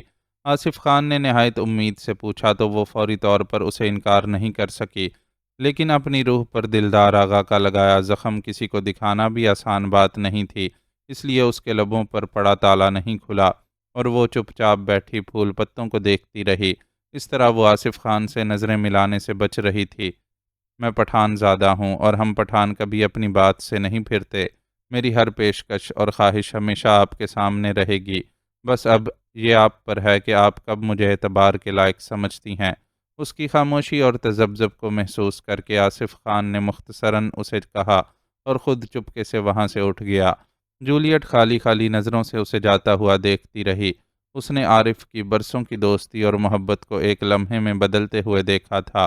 وہ بھلا کسی دوسرے پر اتنی آسانی سے کیوں کر اعتبار کر سکتی تھی؟ ربن کے دل کو پنکھے لگے ہوئے تھے، ایک ایک لمحہ اس پر بھاری تھا، ہر طرف بندے دوڑا کر بھی کسی طور چین نہیں تھا۔ لطیف نان بائی کی طرف سے ملنے والی فاروق کے اغوا کی خبر اور اغوا کاروں میں پولیس کے ایک ٹاؤٹ کی شمولیت نے اس کی تشویش کو بہت بڑھا دیا تھا۔ اپنی طرف سے سارے اقدامات کر ڈالنے کے باوجود اسے اطمینان نہیں تھا۔ چنانچہ جب اور کچھ نہیں سوجا تو الٹے قدموں دوبارہ اس ٹھکانے پر جا پہنچا جہاں انسپکٹر وکرم کو رکھا گیا تھا۔ شکم سیری کے بعد نیند سے محروم رکھا گیا انسپکٹر وکرم ربن کو اپنے سامنے پا کر بپھر گیا اور مغلظات بکنے لگا۔ گالیوں کے ساتھ وہ ربن کو خوفناک انجام کی دھمکیاں بھی دے رہا تھا۔ ربن نے ایک آدھ منٹ تو اس کی یہ بکواس سنی، پھر ایک اتنا زوردار تھپڑ اس کے داہنے رخسار پر رسید کیا کہ اس کا منہ دوسری طرف گھوم گیا اور زبان یوں بند ہو گئی جیسے کہیں سے سوئچ آف کر دیا گیا ہو۔ ربن نے اس کے بالوں کو مٹھی میں جکڑ کر اس کے گھوم جانے والے منہ کا رخ اپنی طرف کیا تو وکرم کی یہ حالت تھی کہ گال کا اندرونی حصہ پھٹ جانے کے باعث خون بہہ رہا تھا۔ بہنے والے خون میں دو دانتوں کے ٹوٹ جانے سے نکلنے والا خون بھی شامل تھا۔ منہ سے نکل کر بہتا خون وکرم کے لباس پر ٹپک کر اسے داغدار کر رہا تھا۔ صرف ایک تھپڑ نے اس کی ایسی حالت بنا دی تھی جیسے اس پر بدترین تشدد کیا گیا ہو۔ ربن کا یہی کمال تھا، اول تو وہ کسی پر ہاتھ اٹھاتا نہیں تھا اور کوشش کرتا تھا کہ اس کے آدمی ہی سارے معاملات دیکھ لیں، لیکن اگر اس کا ہاتھ کسی پر اٹھ جاتا تھا تو اس بندے کی خیریت مشکوک ہوتی تھی۔ اپنا شہزادہ کہاں ہے؟ پولیس نے اسے اغوا کرا کر کدھر رکھا ہے؟ وکرم کی آنکھوں میں آنکھیں ڈال کر اس نے بے پناہ سخت لہجے میں اس سے دریافت کیا، لیکن وہ ابھی تک تھپڑ کے صدمے کے اثر میں تھا اور منہ میں جمع ہو جانے والے خون کو تھوک رہا تھا، اس لیے اس کا سوال نہیں سمجھ سکا۔ کدھر ہے اپنا بچہ؟ اس کی طرف سے جواب نہ پا کر ربن کے اشتعال میں اضافہ ہو گیا اور اس نے مٹھی میں جکڑے وکرم کے بالوں کو ایک زوردار جھٹکا دیا۔ اس جھٹکے میں اتنا زور تھا کہ وکرم کے بالوں کے کئی گچھے سے ربن کے ہاتھ میں آ گئے۔ اس بار وکرم کے ہونٹوں سے ایک بلند چیخ برآمد ہوئی، جلدی سے اپنے کو فاروق کا پتہ بتا ورنہ تیری چندیا پر ایک بال نہیں رہے گا، ایسے ہی کھینچ کھینچ کر کھال سمیت تیرے پورے بال نکال لے گا۔ ربن نے اسے دھمکایا۔ اپنے کو نہیں پتا دادا، اپن لاسٹ ٹائم لونڈے کو کورٹ میں دیکھے تھا، اس کے بعد اپنے کو اس کی کوئی خبر نہیں۔ وکرم ربن کے لہجے کی خوفناکی سے ڈر گیا اور گڑ گڑانے والے انداز میں بولا، اپنے کو تیری یہ رام کہانیاں نہیں سننی ہیں، اپنے کو بس اپنا بچہ چاہیے۔ ربن دیوانہ ہو رہا تھا۔ عالم دیوانگی میں اس نے وکرم کی ایک نہیں سنی اور چاروں ہاتھ پیروں سے اس پر پل پڑا۔ وکرم اس وقت بندھا ہوا نہیں تھا، لیکن ربن کے تابڑ توڑ حملوں کے جواب میں اپنا دفاع بھی نہیں کر پا رہا تھا۔ ربن نے 2-3 منٹ کے اندر اس کا بھرکس نکال کر رکھ دیا۔ وہاں موجود اس کے ساتھیوں میں سے کسی کی ہمت نہیں تھی کہ اسے روک پاتا، لیکن صاف نظر آ رہا تھا کہ اگر وکرم اس طرح پٹتا رہا تو اپنی جان سے چلا جائے گا۔ وہ ربن کو روکنے کے لیے آپس میں ایک دوسرے کو اشارے ہی کر رہے تھے کہ خود ربن نے اپنے ہاتھ روک لیے۔ وکرم کی بے ہوشی اس کے ہاتھ رکنے کا سبب بنی تھی۔ وہ آنکھوں کے ڈیلے پھیرے فرش پر کسی حقیر چوہے کی طرح پڑا ہوا تھا۔ اسے ہوش میں لاؤ، ربن نے سرد لہجے میں اپنے پیچھے کھڑے آدمی کو حکم دیا۔ وہ تیزی سے بے ہوش وکرم کی طرف بڑھا جبکہ دوسرے نے ربن کو بیٹھنے کے لیے پھرتی سے کرسی پیش کرنے کے ساتھ ساتھ اسے پانی کا گلاس بھی تھمایا۔ ربن نے پانی پیا تو اس کے چہرے کے تاثرات میں تھوڑی سی تبدیلی محسوس ہوئی۔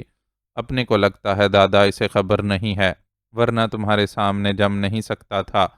تبدیلی کو محسوس کر کے پانی پیش کرنے والے نے اپنی رائے اس کے گوش گزار کی۔ ربن جواب میں ایک ہنکارہ بھر کر رہ گیا، ویسے اس نے خود بھی اس بات کو محسوس کر لیا تھا کہ وکرم کو فاروق کے بارے میں علم نہیں ہے۔ وہ خود کو پرسکون کرنے کی کوشش کرنے لگا۔ اس اثنا میں بے ہوش وکرم کو ہوش میں لایا جا چکا تھا۔ اسے ہوش میں لانے والے نے اس کے چہرے پر پانی ڈالا تھا۔ پانی نے خون کے ساتھ مل کر وکرم کی عجیب ہی حیت بنا دی تھی۔ پانی کے ساتھ مل کر خون کی سرخی اس کے سارے کپڑوں پر پھیل گئی تھی۔ بائیں آنکھ تقریباً بند ہو گئی تھی۔ ہونٹوں پر سوجن آنے لگی تھی اور سر کے مختصر بال بھیگ کر پیشانی پر چپک گئے تھے۔ وہ یوں ہانپتے ہوئے سانس لے رہا تھا جیسے اسے اس عمل میں مشکل پیش آ رہی ہو۔ زمین پر چت پڑے اس انداز میں سانس لینے سے اس کی بھاری برکم توند بڑے مضحکہ خیز انداز میں پھول پچک رہی تھی۔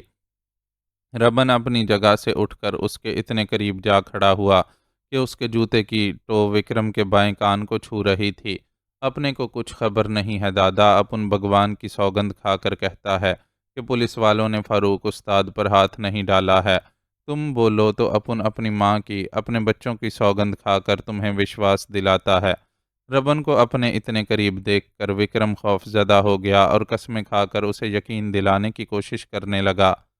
آخری بار سوچ لے وکرم، اگر بعد کو ثابت ہوا کہ فاروق کے غائب ہونے میں پولیس کا ہاتھ تھا تو اپن تیری پوری نسل کو مٹا دے گا۔ ربن نے خوفناک لہجے میں اسے دھمکی دی۔ جو تمہارا من کرے وہ سزا دینا دادا، پر وشواس کرو اپن تم سے ایک دم سچ بول رہا ہے۔ وکرم کی ساری اکڑ ختم ہو چکی تھی اور وہ بالکل تیر کی طرح سیدھا ہو گیا تھا۔ اپن مان لیتا ہے کہ تیرے کو فاروق کے بارے میں خبر نہیں ہے، پر مجو کے بارے میں تو اچھی طرح جانتا ہے نا۔ بتا کس بل میں چھپا کر رکھا ہے اسے۔ وہ پریشان تھا اور فاروق کے سوا اسے کچھ سجھائی نہیں دے رہا تھا۔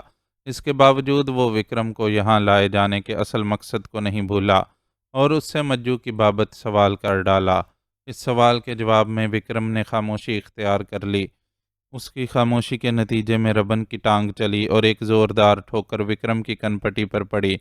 یہ ٹھوکر بڑی جچی تلی تھی۔ اس نے وکرم کو بلبلانے پر ضرور مجبور کیا، لیکن اس کی شدت اتنی نہیں تھی کہ وکرم اپنے حواس کھو کر بے ہوش ہو جاتا۔ زبان نہیں کھولے گا تو اپن ٹھوکریں مار مار کر تیری کھوپڑی کھول دے گا۔ آج تک تو اپنی پھینکی ہڈی کھاتا رہا ہے، پر اب تجھے یہ بھی اچھی طرح پتہ لگ جائے گا کہ ربن دادا کی مار کھا کر بندے کا کیا حال ہوتا ہے۔ اپن تیرے کو مرنے نہیں دے گا، پر زندہ رہنے کے قابل بھی نہیں چھوڑے گا۔ ربن نے اپنی بات مکمل کر کے اس کی کنپٹی پر ایک اور ٹھوکر رسید کی۔ اس ٹھوکر نے وکرم کو پہلے سے بھی زیادہ بلبلانے پر مجبور کر دیا اور اس کا موٹا تازہ وجود فرش پر یوں مچلنے تڑپنے لگا جیسے ذبح کیا جانے والا جانور جان کنی کے عالم میں تڑپتا ہے۔ اس کے حلق سے کسی ذبح ہونے والے جانور ہی کی طرح خرخراہٹ برآمد ہونے لگی۔ پانی پلاؤ اسے، ربن نے حکم دیا۔ فوراً ہی وکرم کے منہ میں پانی ڈالا گیا۔ پانی کا بیشتر حصہ اس کی باچھوں سے بہہ گیا، لیکن جو چند قطرے حلق کے اندر گئے انہوں نے بھی کام دکھا دیا اور وکرم کی خرخراہٹ آہستہ آہستہ کم ہونے لگی۔ اسے دوبارہ پانی پلایا گیا۔ اس بار اس نے پانی پی لیا اور اس کی حالت سنبھلتی ہوئی نظر آنے لگی۔ ربن کھڑا خاموشی سے اس کا جائزہ لیتا رہا۔ جب وکرم کافی حد تک سنبھل گیا تو سرد لہجے میں بولا، ابھی تو نے صرف ٹریلر دیکھا ہے، اپن تیرے کو جیتے جی نرک کی سیر کروا دے گا۔ اچھی طرح سوچ لے کیوں اس حرام کے پلے کے لیے اپنی زندگی خراب کرتا ہے۔ وہ ایسا سور ہے کہ اپنے باپ کا بھی نہیں بن سکتا۔ تو کس کھیت کی مولی ہے؟ اپنے کو क्षमा کر دو دادا، اپن صرف اپنی ڈیوٹی کر رہا تھا۔ گورے افسر پر ہاتھ ڈال کر تم نے خود سرکار کو اپنے پیچھے لگایا تھا۔ سرکار بولی مجرم کو فوراً پکڑنے کا ہے۔ مجو نے اپنے کو ٹپ دے دیا کہ اس کام میں تمہارا ہاتھ ہے۔ اپنے پر اوپر والوں کا زور نہیں ہوتا تو اپن اس لفڑے میں نہیں پڑتا، پر اپنی نوکری بچانے کو اپن کو تمہارے خلاف جانا پڑا۔ پہلے ربن کو دھمکیاں دینے والا وکرم اب اس کے آگے ہاتھ جوڑ رہا تھا۔ جائزتی بات نہ کر وکرم، اپنے کو سب خبر ہے کہ تیرے اوپر کتنا دباؤ تھا اور کتنا تو اپنی ترقی کے لالچ میں اندھا ہو رہا تھا۔ تو سمجھتا تھا کہ اپنے کو گورے ولیم کے کیس میں پھنسا کر تو بہت بڑا افسر بن جائے گا، پر ابھی یہ ساری باتیں جانے دے۔ ابھی تو اپنے کو صرف یہ بتا کہ مجو کدھری ہے۔ ربن اس کی کسی وضاحت کو خاطر میں نہیں لایا اور اپنے مطالبے پر قائم رہا۔ ادھر ہی تھا وہ جدھر اپن جاتا تھا۔ وکرم نے بالآخر زبان کھول ہی دی۔ ادھر مطلب تیری رکھیل کے مکان پر؟ اس کے کیے انکشاف پر ربن چونکا۔ हाँ उधर ही। उधर उसको छुपाने में ये फ़ायदा था कि अपन वहाँ उससे मिलने भी जाता था तो किसी को शक नहीं पड़ता था, और देखने वालों को यही लगता था कि अपन उधर चंदा से मिलने जाता है। उसने अपनी रखेल का नाम लिया तो रबन को भी उसकी चालाकी तस्लीम करनी पड़ी। वाकई खुद उसे भी अंदाज़ा नहीं हुआ था कि उसने मज्जू को ऐसी जगह रखा होगा। तेरे को मानना पड़ेगा विक्रम, तू साला एक नंबर का कमीना है। चल ठीक है, तू अभी इधर अपना मेहमान बन कर रह, अपन उस दूसरे हराम के जने को देखता है। अपने को जाने दो दादा, अपन तुम्हें तुम्हारे काम की बात बता दिया, अब तुम अपने को यहाँ रोक कर क्या करेगा, तुम अपने को जाने दो तो अपन यही बात ख़त्म कर देगा, किसी को नहीं बोलेगा कि तुम अपने साथ क्या किया। रबन वहाँ से हटा तो पीछे से विक्रम उसे पुकार पुकार कर कहता रहा। रबन उसकी हर पुकार अनसुनी करता चला गया। अब उसे वहाँ से जाने की जल्दी थी। फ़ारूक वाला मामला अपनी जगह, लेकिन वो मज्जू को भी नज़रअंदाज नहीं कर सकता था। मज्जू ने उसे बड़े नुकसानात से दो चार किया था, लेकिन कुछ पता नहीं चल रहा था कि वो सांप जैसा दुश्मन किस बिल में छुप कर बैठा है। अब बिल का पता मिल गया था तो ज़रूरी था कि फौरी उसे घेर लिया जाए। फारूक के सर पर लगने वाली कारी चोट, कम्मू का कत्ल और एक मौका पर अपने आदमियों को धोखे से घेर कर बुरी तरह जख्मी करने के मज्जू के जराइम उसे भूले नहीं थे। उसे मज्जू से उसके हर अमल का हिसाब लेना था, इसलिए ज़रूरी था कि फौरी तौर पर उस पर हाथ डाला जाए। वो वहाँ मौजूद अफराद में से एक दो को विक्रम के बारे में जल्दी जल्दी हिदायत देता हुआ वहाँ से रवाना होने ही वाला था कि रामू वहाँ पहुँच गया। उसके चेहरे पर जोश था। अपने को मालूम था कि तुम इधर ही आए होगे, इसलिए अपन तुम्हें ढूंढने के लिए सीधा इधर ही आया। इधर वो सारे साले तुम्हारे लिए परेशान हैं, बड़ी खबर लेकर आए हैं, इस वास्ते तुम्हें ढूंढते हैं। रबन को देखते ही उसने बोलना शुरू कर दिया। खबर तो अपन के पास भी बहुत बड़ी है, पर पहले तू बोल, फारूक का कुछ पता चला? रबन ने उससे दरियाफ्त किया। हाँ दादा, सुनगुन मिली है। डबल रोटी वाले ने जिस बंदे का बोला था वो बंदा मिल गया है। साला चढ़ाकर कोठों की तरफ ही जा रहा था कि धर लिया गया। नशे में उसने दो चार थप्पड़ खाकर ही उगल दिया कि फारूक को उठाने का काम उसे भाटिया सेठ के मैनेजर ने दिया था। साला गुंडा मवाली है और जो हड्डी डाले उसका काम करने को तैयार हो जाता है। उसके साथी भी उसकी तरह किराए के पिट्ठू हैं। अपने आदमियों ने उससे उस गोदाम का पता भी मालूम कर लिया है जहां उन्होंने फारूक उस्ताद को पहुंचाया था।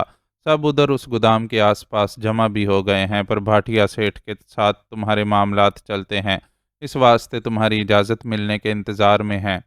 रामू ने उसे सारी कथा मुख्तसरन सुना डाली। सारी बात सुनकर रबन समझ गया कि असल में ये बिमला भाटिया की कार्रवाई है। वो बड़े तहलका खेज मिजाज की औरत थी और अपनी नौयत का एक अलग ही किरदार थी। एक तरफ मुहज़्ज़ब, मुखलिस, तालीम याफ्ता और दोस्ताना मिजाज की मालिक लगती थी, तो दूसरी तरफ अनापरस्त और मुंतकिम मिजाज थी। उसके मिजाज के दूसरे रुख की ये इंतहा थी कि उसने उस आदमी को जिससे उसने बाप की मुखालफत मोल लेकर मोहब्बत की शादी की थी, ये पता चल जाने पर कि वो उसकी दौलत के लालच में उसकी ज़िंदगी में आया था, नहायत आसानी से कत्ल करवा दिया था। फिर वो फारूक की मोहब्बत में मुब्तला हुई थी और चांदबानों को अपना रकीब जानकर उस पर कातलाना हमला करवा दिया था। चांदबानों के साथ की गई इस कार्रवाई पर बरफ़रोख्ता होकर फारूक ने उसका सख्त एहतसाब किया था, जो लाजमन उस अमीरजादी को नागवार गुजरा था, और उसने इंतकाम की आग बुझाने के लिए फारूक को अगवा करवा लिया था। बिमला का जो किरदार अब तक रबन के सामने आया था वो ऐसा नहीं था कि वो फारूक के अगवा में उसके मुलविस होने के शक के बाद इत्मीनान से बैठ सकता। उसने फ़ौरन ही रामू से कहा, भाड़ में गया भाटिया सेठ और उससे अपने मामलात। अपने शहजादे के सामने अपन किसी चीज़ को अहमियत नहीं देता है। अपने आदमियों से बोलो भाटिया सेठ के गोदाम की ईंट से ईंट बजा दें और वहाँ से फारूक को निकाल लाएं। ठीक है दादा, जैसे तुम बोलो। रामू उसके हुक्म पर मुस्तैदी से अमल करने के लिए तैयार था। एक अहम मामला और है रामू, मज्जू का पता चल गया है कि वो किस बिल में छुप कर बैठा है। वो दोनों साथ ही वहाँ से रवाना हुए और रास्ते में रबन ने रामू को बताया। क्या बोलते हो दादा, इसका मतलब है कि साले विक्रम ने ज़ुबान खोल दी। रामू इस इत्तला पर चौंका। हाँ साला हिजड़ा इधर विक्रम की रखेल के मकान पर ही छुपा हुआ है। चार छह बंदे उधर भेजकर उसे भी मंगवाना है। बहुत नाक में दम कर दिया है उस साले ने। अब उसका किस्सा भी पाक हो जाए तो अच्छा है। रबन ने अपना फैसला सुनाया, जिससे रामू को इख्तलाफ नहीं था। अड्डे पर पहुंचते ही बंदे तैयार किए गए। रामू ने मज्जू को पकड़ने के लिए जाने वाली टोली की सरबराही संभाली। جبکہ ربن نے فاروق کی بازیابی کے لیے جانے کا فیصلہ کیا۔ فاروق کے سیٹھ کے گودام میں ہونے کی اطلاع سن کر اس کے آدمی پہلے ہی گودام کے آس پاس جمع ہو چکے تھے، اس لیے ربن کو مزید نفری اپنے ساتھ لے جانے کی ضرورت نہیں تھی۔ البتہ اب تک کسی پیش رفت کے انتظار میں جاگتے منو اور اکبر زبردستی اس کے ساتھ چل پڑے۔ ربن انہیں منع کرنا چاہتا تھا، لیکن وہ یہ بھی دیکھ رہا تھا کہ چند دنوں میں ہی اکبر اور منو فاروق سے کتنی محبت کرنے لگے ہیں۔ محبت کرنے والوں کو محبوب کی مشکل دور کرنے کے لیے عمل کی اجازت نہ دینا ان کے ساتھ زیادتی ہوتی ہے۔ چنانچہ اس نے ان دونوں کے ساتھ چلنے پر زیادہ اعتراض نہیں کیا تھا۔ رات کے بالکل آخری پہر جب سارا شہر بے خبری کی نیند میں ڈوبا ہوا تھا، وہ لوگ بھاٹیا سیٹھ کے گودام والے علاقے میں پہنچے تو سب سے پہلے وجے سے ٹکراؤ ہوا۔ کیا بولتا ہے رے تو؟ ربن نے اپنے مخصوص انداز میں اس سے رپورٹ طلب کی۔ یہ سیٹھ کا پٹسن کا گودام ہے دادا، ڈھاکے سے منگائی پٹسن ادھر دبا کر رکھا ہے سیٹھ۔ گودام کی نگرانی کے لیے ایک چوکیدار کے سوا کوئی نہیں ہے۔ وجے نے اسے اطلاعات فراہم کی تو اس کے ماتھے پر بل پڑ گیا، جو اس بات کا غماز تھا کہ وہ کچھ سوچ رہا ہے۔ چوکیدار کدھر ہے؟ ذرا سے توقف کے بعد اس نے وجے سے دریافت کیا۔ پہلے تو گودام کے آس پاس راؤنڈ مار رہا تھا، لیکن اب بہت دیر سے دروازہ بند کر کے اندر ہی ہے، لگتا ہے سو گیا ہے، وجے نے اسے بتایا، پھر بے چینی سے بولا۔ کیا بولتے ہو دادا، دروازہ توڑ کر اندر گھس جائیں؟ نہیں رے، تھوڑا شانتی سے کام لے، ابھی اپن آگے جا کر دروازہ بچاتا ہے، چوکیدار دروازہ کھولے گا تو اس سے نمٹ لے گا، تم لوگ آس پاس ہوشیاری سے رہنا، اپن اشارہ دے تو اندر گھس آنا۔ ربن نے اسے اپنی سوچی ہوئی حکمت عملی سے آگاہ کیا۔ اپن چلے تمہارے ساتھ؟ وجے کی بے چینی برقرار تھی۔ نہیں رے، جازتی آدمی دیکھ کر وہ بدک جائے گا، اپن بنا ہنگامے کے ہی معاملہ نمٹا لینا چاہتا ہے۔ ربن نے اسے انکار کیا۔ شہر کے اس علاقے میں رہائشی مکانات اتنے قریب نہیں تھے، اور سیٹھ کے گودام کے آس پاس بھی زیادہ تر گودام ہی بنے ہوئے تھے، اس لیے رات کے آخری پہر یہاں باقی شہر کے مقابلے میں اور بھی زیادہ خاموشی اور سناٹے کا راج تھا۔ ربن اپنے سارے ساتھیوں کو پیچھے تاریکی میں چھوڑ کر اکیلا آگے بڑھا اور گودام کے لوہے کے دروازے کے سامنے جا کھڑا ہوا۔ پل بھر کے لیے اندر کی سنگن لینے کے بعد اس نے لوہے کے بھاری کنڈے سے دروازے کو بجایا۔ اس نے کنڈا بہت زور سے نہیں کھٹکھٹایا تھا، لیکن سناٹے میں خاصی آواز محسوس ہوئی، اور اندر سویا ہوا چوکیدار فوراً ہی جاگ گیا۔ ربن دستک دیتے ہی زمین پر اس انداز میں بیٹھ گیا تھا کہ اس کا سر اس کے گھٹنوں پر جھکا ہوا تھا اور منہ سے ہلکی ہلکی کراہیں نکل رہی تھیں۔ اندر موجود چوکیدار نے دروازے کی درمیانی جھری سے جھانک کر دیکھا اور پھر حیرت بھری آواز میں پوچھنے لگا، کون ہو بھائی؟ اتنی رات کو ادھر کیا کرتے ہو؟ اپن ادھر پیچھے چاول کے گودام پر کام کرتا ہے، اپن کی طبیعت بہت خراب ہو رہی ہے، اپن کی مدد کرو۔ ربن نے سر اٹھائے بغیر گھٹی گھٹی آواز میں اسے جواب دیا۔ اس کی گھٹی ہوئی آواز میں اتنا کرب تھا کہ چوکیدار احتیاط کا دامن چھوڑنے پر مجبور ہو گیا اور دروازہ کھول کر باہر آ گیا۔ تمہیں کیا تکلیف ہے بھائی؟ اس ٹائم تو ادھر سواری بھی نہیں ملتی۔ ربن کے قریب پہنچ کر وہ تشویش سے بولتا ہوا اس پر جھکا۔ اسی لمحے ربن نے اپنی انگلیوں میں دبا ہوا چاقو سامنے کیا اور چوکیدار کی گردن سے لگا کر سیدھا کھڑا ہوتا ہوا گرایا۔ خبردار، جو آواز نکلی گردن کاٹ کر رکھ دوں گا۔ اس کی گراہٹ میں ایسی کاٹ تھی کہ چوکیدار بیچارے کی اوپر کی سانس اوپر اور نیچے کی نیچے رہ گئی۔ ربن اسے دھکیلتا ہوا گودام کے کھلے دروازے سے اندر لے گیا۔ اسی لمحے وہ اپنے پیچھے چھپے ساتھیوں کو پیچھے آنے کا اشارہ کرنا نہیں بھولا تھا۔ اس کا اشارہ پاتے ہی وہ تاریکی سے نکلے اور دندناتے ہوئے گودام میں گھس گئے۔ پورے گودام کی تلاشی لو، ربن نے انہیں حکم دیا اور خود سہمے ہوئے چوکیدار کی طرف متوجہ ہوا۔ وہ لونڈا کدھر ہے جسے سیٹھ کے گنڈے یہاں لائے تھے؟ سوال کرتے ہوئے اس کا لہجہ بے حد خونخوار تھا۔ اپنے کو نہیں معلوم، چوکیدار نے اٹکتے ہوئے اس کے سوال کا جواب دیا اور شد و مد سے سر کو نفی میں جنبش دی۔ کیسے نہیں معلوم؟ اپنے پاس پکی خبر ہے کہ اس کو ادھر ہی لائے تھے۔ ربن نے چاقو کی نوک اس کی گردن میں چبھوئی۔ لائے تھے، پر صرف گھنٹہ بھر کے لیے۔ پھر اس کے بعد کہاں لے گئے؟ ربن نے بے قراری سے پوچھا۔ یہ اپنے کو نہیں معلوم، مہیش صاحب اپنے آدمیوں کے ساتھ آ کر اسے ادھر سے لے گئے تھے۔ گردن میں گڑی چاقو کی نوک چوکیدار کو ہر سوال کا جواب فر دینے پر مجبور کر رہی تھی۔ مہیش کون؟ سیٹھ کا مینیجر؟ ہاں وہی، چوکیدار نے شرافت کے ساتھ تصدیق کی۔ ادھر کوئی نہیں ہے دادا، اپن لوگ نے سارا گودام الٹ ڈالا ہے، پر فاروق استاد کا کوئی اتا پتہ نہیں ہے۔ اسی وقت جانی وہاں آیا اور متوحش لہجے میں اسے اطلاع دی، وہ ادھر نہیں ہے رے، اسے ڈھونڈنے کو ابھی تھوڑے ہاتھ پیر اور مارنے ہوں گے۔ ربن کو بھی فاروق کے نام ملنے سے تھوڑی سی مایوسی ہوئی تھی، لیکن اس نے اپنے لہجے سے اس مایوسی کا اظہار نہیں ہونے دیا اور پرسکون لہجے میں بولا، اپن سمجھا نہیں دادا۔ جانی اس کا جواب سن کر الجھا، ادھر ہی کھڑے کھڑے سب سمجھے گا کیا؟ سالا اپنا سب آدمی کو ادھر سے نکلنے کا بول۔ بس تو وجے اور کمرو رک جاؤ، تم لوگوں کو ادھر تھوڑا کام کرنے کا ہے۔ ربن نے اسے ہلکے سے جھاڑتے ہوئے حکم صادر کیا تو وہ فوراً تعمیل کے لیے چل پڑا، جبکہ ربن دوبارہ چوکیدار کی طرف متوجہ ہوا اور نہایت سرد لہجے میں بولا، اپن کا بچہ ادھر سے نہیں ملا، پر اپن ایسے کسی کو معاف کرنے والا نہیں ہے۔ اپن جاتے ہوئے اس گودام کو آگ لگا کر جائے گا، تو بول کے تیری چتا بھی ادھر ہی جلا دیں کیا؟ اپنے کو क्षमा کر دو دادا، اپن ایک دم نردوش ہے، اپن کو تمہارے لفڑے کی کچھ خبر نہیں، اپن تو بس ادھر نوکر ہے۔ زندہ جلا دینے کی دھمکی پر چوکیدار بیچارہ تھرا گیا تھا اور اپنے کپ کپاتے ہوئے ہاتھ ربن کے آگے جوڑ کر اس سے رحم کی درخواست کرنے لگا تھا۔ پہلے تو یہ بول کہ مہیش کدھر ملے گا اپنے کو؟ مہیش صاحب ادھر جوہو کے علاقے میں فلیٹ میں رہتا ہے، شادی شدہ بیوی بچوں والا آدمی ہے، چوکیدار نے اسے اطلاع دی۔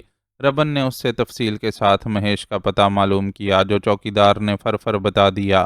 اصل میں مہیش کبھی کبھار اس سے اپنے ذاتی کام بھی کروا لیتا تھا، اس لیے چوکیدار کا اس کے فلیٹ پر آنا جانا تھا اور اسے ربن کو اس کا پتہ سمجھانے میں کوئی مشکل پیش نہیں آئی تھی۔ تو اپنے کو بڑی کام کی باتیں بتایا ہے، اس لیے اپن تیرے کو زندہ چھوڑ رہا ہے، پر یاد رکھ ادھر سے سیدھا اپنے گھر جانے کا ہے۔ کسی کو مخبری کرنے کی کوشش کی تو یاد رکھ لینا کہ اپن کا نام ربن دادا ہے، اور ربن دادا سے بیر لے کر کوئی جازتی دیر بمبئی کی زمین پر سانس نہیں لے سکتا۔ ربن نے اسے زندگی کی نوید سنانے کے ساتھ ہی دھمکی بھی دی، اپن ویسا ہی کرے گا دادا جیسا تم نے بولا۔ تمہارا بہت بہت دھنیہ واد کہ تم نے مجھ نردوش کو مکتی دے دی۔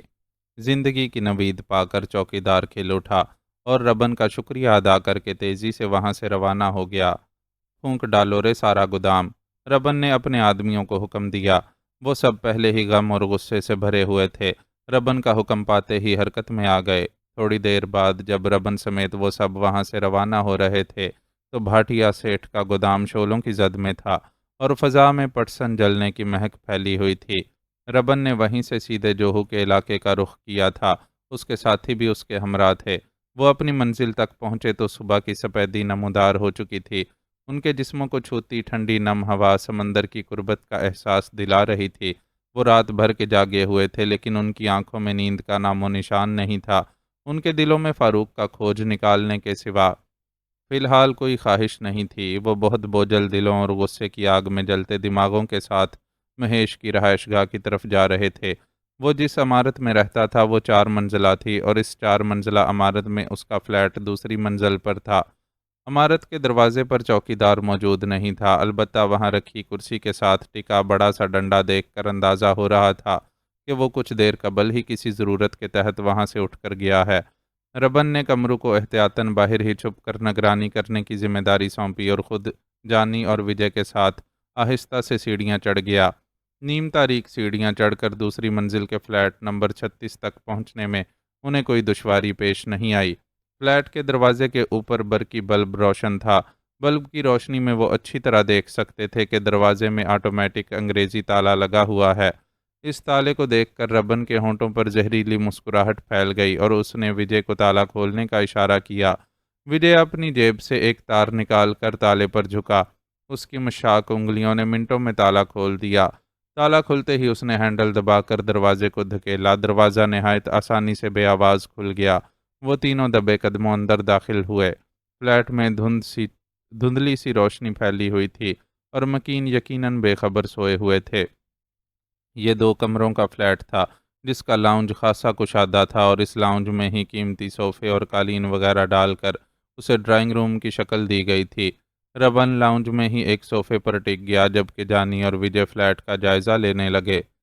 رائٹ والا کمرہ بچوں کا ہے، 2 بابا لوگ ہے 6 سے 8 سال کا۔ لیفٹ کے کمرے میں مہیش اور اس کی بیوی سو رہے ہیں۔ ان 4 افراد کے علاوہ یہاں اور کوئی نہیں ہے، جانی نے اسے رپورٹ پیش کی۔ بچوں کو سوتا رہنے دے اور مہیش اور اس کی بیوی کو اٹھا کر یہاں لے آ۔ ربن نے حکم دیا تو چند لمحوں میں ہی وہ دونوں میاں بیوی اس حال میں اس کے سامنے تھے کہ جانی اور وجے کے چاقو ان کے پہلوؤں سے لگے ہوئے تھے اور وہ شب خوابی کے لباس میں حواس باختہ سے صورتحال کو سمجھنے کی کوشش کر رہے تھے۔ دادا، تم لاؤنج میں ابھی تک روشنیاں نہیں جلائی گئی تھیں اور بس کھڑکیوں سے آتی صبح کی دھندلی سی روشنی ہی موجود تھی، اس لیے مہیش کو ربن کو شناخت کرنے میں کچھ دیر لگی۔ تاخیر کے اسباب میں دماغ پر نیند کے اثرات اور اس کی حواس باختگی بھی شامل تھی۔ ربن بھاٹیا کے لیے کام کر رہا تھا، اس لیے وہ بھاٹیا کے مینیجر کی حیثیت سے اسے پہچانتا تھا۔ کیوں، تو کیا سمجھتا تھا کہ اپن تیرے تک نہیں پہنچ سکتا کیا؟ ربن اسے گھورتے ہوئے سرد لہجے میں بولا۔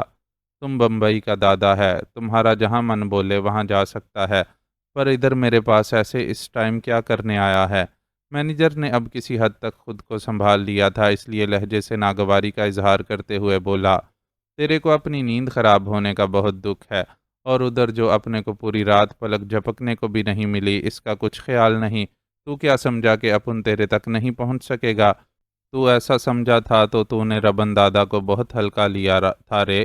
اپن ایسا ہلکا ہوتا تو اڈے کی چوکی پر نہیں بیٹھتا، ادھر بازار میں طوائفوں کے لیے دلالی کر رہا ہوتا۔ ربن نے قہربار لہجے میں اس سے کہا۔ تم کیا بولتے ہو دادا؟ اپنی سمجھ میں کچھ نہیں آ رہا۔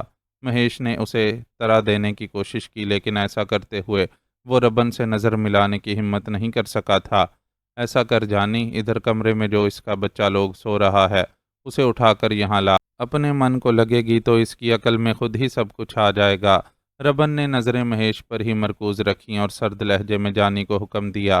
اس کا یہ حکم سن کر مہیش سے پہلے اس کی بیوی نے رد عمل دیا اور بلبلا کر بولی، میرے بچوں کو کچھ نہیں کہنا، ان معصوموں نے کسی کا کچھ نہیں بگاڑا ہے۔ اگر تمہارا مہیش سے کوئی جھگڑا ہے تو اسی سے بات کرو۔ اپن بولا نا کہ اپنے من کو لگے تو پتہ چلتا ہے، ابھی اپن صرف تیرے بچوں کا نام لیا ہے تو ایسے بلبلا رہی ہے، اور ادھر اپن رات بھر سے اپنے بچے کے لیے تڑپ رہا ہے۔ بول اپنے پتی سے کہ ہمیں ہمارے بچے کا پتہ بتائے، ورنہ خود بھی سہنے کو تیار ہو جائے۔ ربن نے زہرخند لہجے میں مہیش کی بیوی سے کہا تو وہ اپنے شوہر کی طرف متوجہ ہوئی اور سخت لہجے میں بولی، یہ سب کیا ہے مہیش؟ یہ آدمی کیا کہہ رہا ہے؟ اس کے بچے کے غائب ہونے میں تمہارا کیا رول ہے؟ تم شانت رہو شلپا، میں اس سے بات کرتا ہوں۔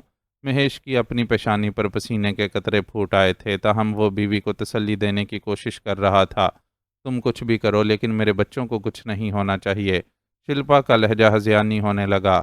میں نے کہا نا کہ شانت رہو، میں بات کرتا ہوں۔ مہیش نے اس بار قدرے جھنجھلاہٹ کے ساتھ بیوی کو تسلی دی اور خود ربن کی طرف متوجہ ہوا، جو بہت تولنے والی نظروں سے اسے دیکھ رہا تھا۔ مہیش کے اپنی طرف متوجہ ہونے پر اس نے اسے بولنے کا موقع دیے بغیر خود بولنا شروع کر دیا۔ اپنے کو دھوکہ دینے کی کوشش نہیں کرنا مہیش، اپن پکی خبر پر ادھر تیرے پاس آیا ہے۔ سیٹھ کا وہ گودام جدھر سے تو نے فاروق کا ڈیلیوری لیا ہے، اب تک جل کر بھسم ہو چکا ہوگا۔ ابھی اپنے کو اپنا بچہ نہیں ملا تو اپن پورے شہر کو بھی آگ لگا سکتا ہے، اور شہر میں سب سے پہلے جلنے والا گھر اب تیرا ہوگا۔ مہیش نے اس کے لہجے کی صفاقی اور پختگی دونوں کو محسوس کیا اور ہار ماننے والے انداز میں بولا، ٹھیک ہے دادا، ابھی میں تم کو سب کچھ بتاتا ہوں، پر تم اب اور دھمکیاں دے کر میری پتنی کو ڈرانے کی کوشش مت کرنا۔ اپنے کو ایسا کوئی شوق نہیں ہے، پر تو اپنے سے جھوٹ بولا تو اپن خالی خولی دھمکی نہیں دے گا، عمل بھی کرے گا۔ میں جھوٹ نہیں بولوں گا، مہیش نے اسے یقین دلایا۔ یہ تو نے ٹھیک فیصلہ کیا، اپنی پتنی کے ساتھ ادھر صوفے پر بیٹھ جا، پھر بتا کہ ماجرا کیا ہے۔ اسے سچ بولنے پر آمادہ دیکھ کر ربن نے بھی نرمی کا مظاہرہ کیا۔ اس کا اشارہ پا کر جانی اور وجے پیچھے ہٹ گئے۔ پہلوؤں سے لگے چاقو دور ہٹنے پر دونوں میاں بیوی نے قدرے سکون کا سانس لیا اور پہلو بہ پہلو ایک صوفے پر بیٹھ گئے۔ اب بول، کدھر ہے اپنا شہزادہ؟ تم وشواس کرو دادا، تو مجھے بھی اس کا پتہ معلوم نہیں ہے۔ میں نے بملا میڈم کے آرڈر پر اسے اغوا کروایا تھا۔ اغوا کرنے والوں میں 2 کرائے کے آدمی تھے اور 2 سیٹھ کے اپنے آدمی۔ تم کو پتہ ہوگا کہ سیٹھ اپنے کام نکلوانے کے لیے ایسے کئی آدمی پال کر رکھتا ہے۔ ان آدمیوں نے تمہارے لونڈے کو اغوا کر کے گودام میں پہنچایا، اور گودام سے میں نے بملا میڈم کے حکم پر نکال لیا۔ میں جس گاڑی میں اسے گودام سے لایا تھا وہ بملا میڈم کی تھی۔ میں گاڑی لے کر میڈم کی بتائی ہوئی جگہ پر پہنچا تو اس نے مجھے گاڑی سے اترنے کا حکم دیا اور خود گاڑی میں بیٹھ کر اسے چلاتی ہوئی وہاں سے آگے نکل گئی۔ آگے وہ کدھر گئی اور کیا کیا مجھے کچھ نہیں پتا۔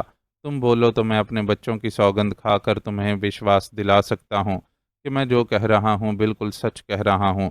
مہیش دھیرے دھیرے اسے ساری تفصیل سے آگاہ کرتا چلا گیا۔ اس کے لہجے میں سچائی تھی۔ ربن نے یہ بھی سنا تو اس کے جبڑے بنچ گئے۔ وہ سمجھ رہا تھا کہ صورتحال ایسی ہو چکی ہے کہ اب بھاٹیا سیٹھ سے براہ راست بات کیے بغیر چارہ نہیں رہا ہے۔ سیٹھ اس کی بات سن کر سمجھ لیتا تو ٹھیک تھا، ورنہ اسے انگلیاں ٹیڑھی کرنا بھی آتی تھیں۔ سیٹھ کو پتا ہے اپنی بیٹی کی ان کرتوتوں کا۔ ربن نے دریافت کیا، مجھے پکا نہیں معلوم دادا، پر شاید نہ پتا ہو۔ بیٹی خود سر ہے اور اپنی چلانے کی عادی بھی، پرنتو میں اس سے پوچھ نہیں سکتا تھا کہ اس نے سیٹھ سے پرمیشن لی ہے یا نہیں۔ کچھ بھی بولو وہ مالکن ہے اور سیٹھ کے بعد سب اسی کے کنٹرول میں ہوگا۔ مینیجر نے اپنی مجبوری بیان کی۔ واقعی وہ مستقبل کی مالکن کی حکم عدولی کرنے کی جرت نہیں کر سکتا تھا۔ بیماریوں کا شکار ایک ٹانگ سے معذور سیٹھ عمر کی آخری منازل طے کر رہا تھا۔ اس کے بعد اس کی ساری جائیداد کی مالک اس کی اکلوتی بیٹی بملا ہی ہوتی، اور وہ جس مزاج کی عورت تھی اسے دیکھتے ہوئے سوچا بھی نہیں جا سکتا تھا کہ آج جو لوگ اس کے ساتھ تعاون نہیں کریں گے کل وہ چارج سنبھالنے کے بعد انہیں معاف کر دے گی۔ وہ بلا کی منتقم مزاج تھی۔ ٹھیک ہے، اپن تیرے کہے ہر شبد کو سچ مانتا ہے اور تیری اور تیرے بچوں کی جاں بخشی کرتا ہے، لیکن یاد رکھنا کہ اگر بات کو کہیں تو جھوٹا ثابت ہوا تو اپنے ہاتھ اتنے چھوٹے نہیں ہیں کہ تیری گردن تک نہ پہنچ سکیں۔ میں نے ایک ایک شبد سچ بولا ہے دادا، میں اپنے بچوں کی سوگند کھا کر کیسے جھوٹ بول سکتا ہوں؟ مہیش نے اسے یقین دہانی کرائی۔ اس بار وہ زبان سے کچھ نہیں بولا اور جانی اور وجے کو وہاں سے چلنے کا اشارہ کیا۔ وہ دونوں خاموشی سے اس کے پیچھے چل پڑے۔ رات بھر کی خواری کے باوجود فاروق کے نہ مل سکنے پر وہ دونوں بھی اپنی اپنی جگہ دکھی اور مایوس تھے، لیکن ربن کا خیال کر کے انہوں نے زبان سے اظہار نہیں کیا۔ وہ تینوں آگے پیچھے چلتے سیڑھیاں اتر کر نیچے پہنچے تو گیٹ پر چوکیدار موجود تھا۔ تین اجنبیوں کے عمارت سے برآمد ہونے پر وہ تھوڑا سا حیران ہوا۔ کدھر سے آ رہے ہو تم لوگ؟ اس نے کڑکدار لہجے میں دریافت کیا۔ تو اپنی ڈیوٹی ٹھیک سے کرے گا تو تجھے پتہ چلے گا نا کہ ادھر کون آتا ہے اور کون جاتا ہے۔ چل ہٹ اب راستے سے ورنہ بہت برا ہوگا، وجے نے اسے دھمکایا۔ ایسے کیسے ہٹ جائیں اپن؟ ابھی تم کو پہلے بتانا ہوگا کہ تم کدھر گیا تھا۔ چوکیدار راستے سے نہیں ہٹا۔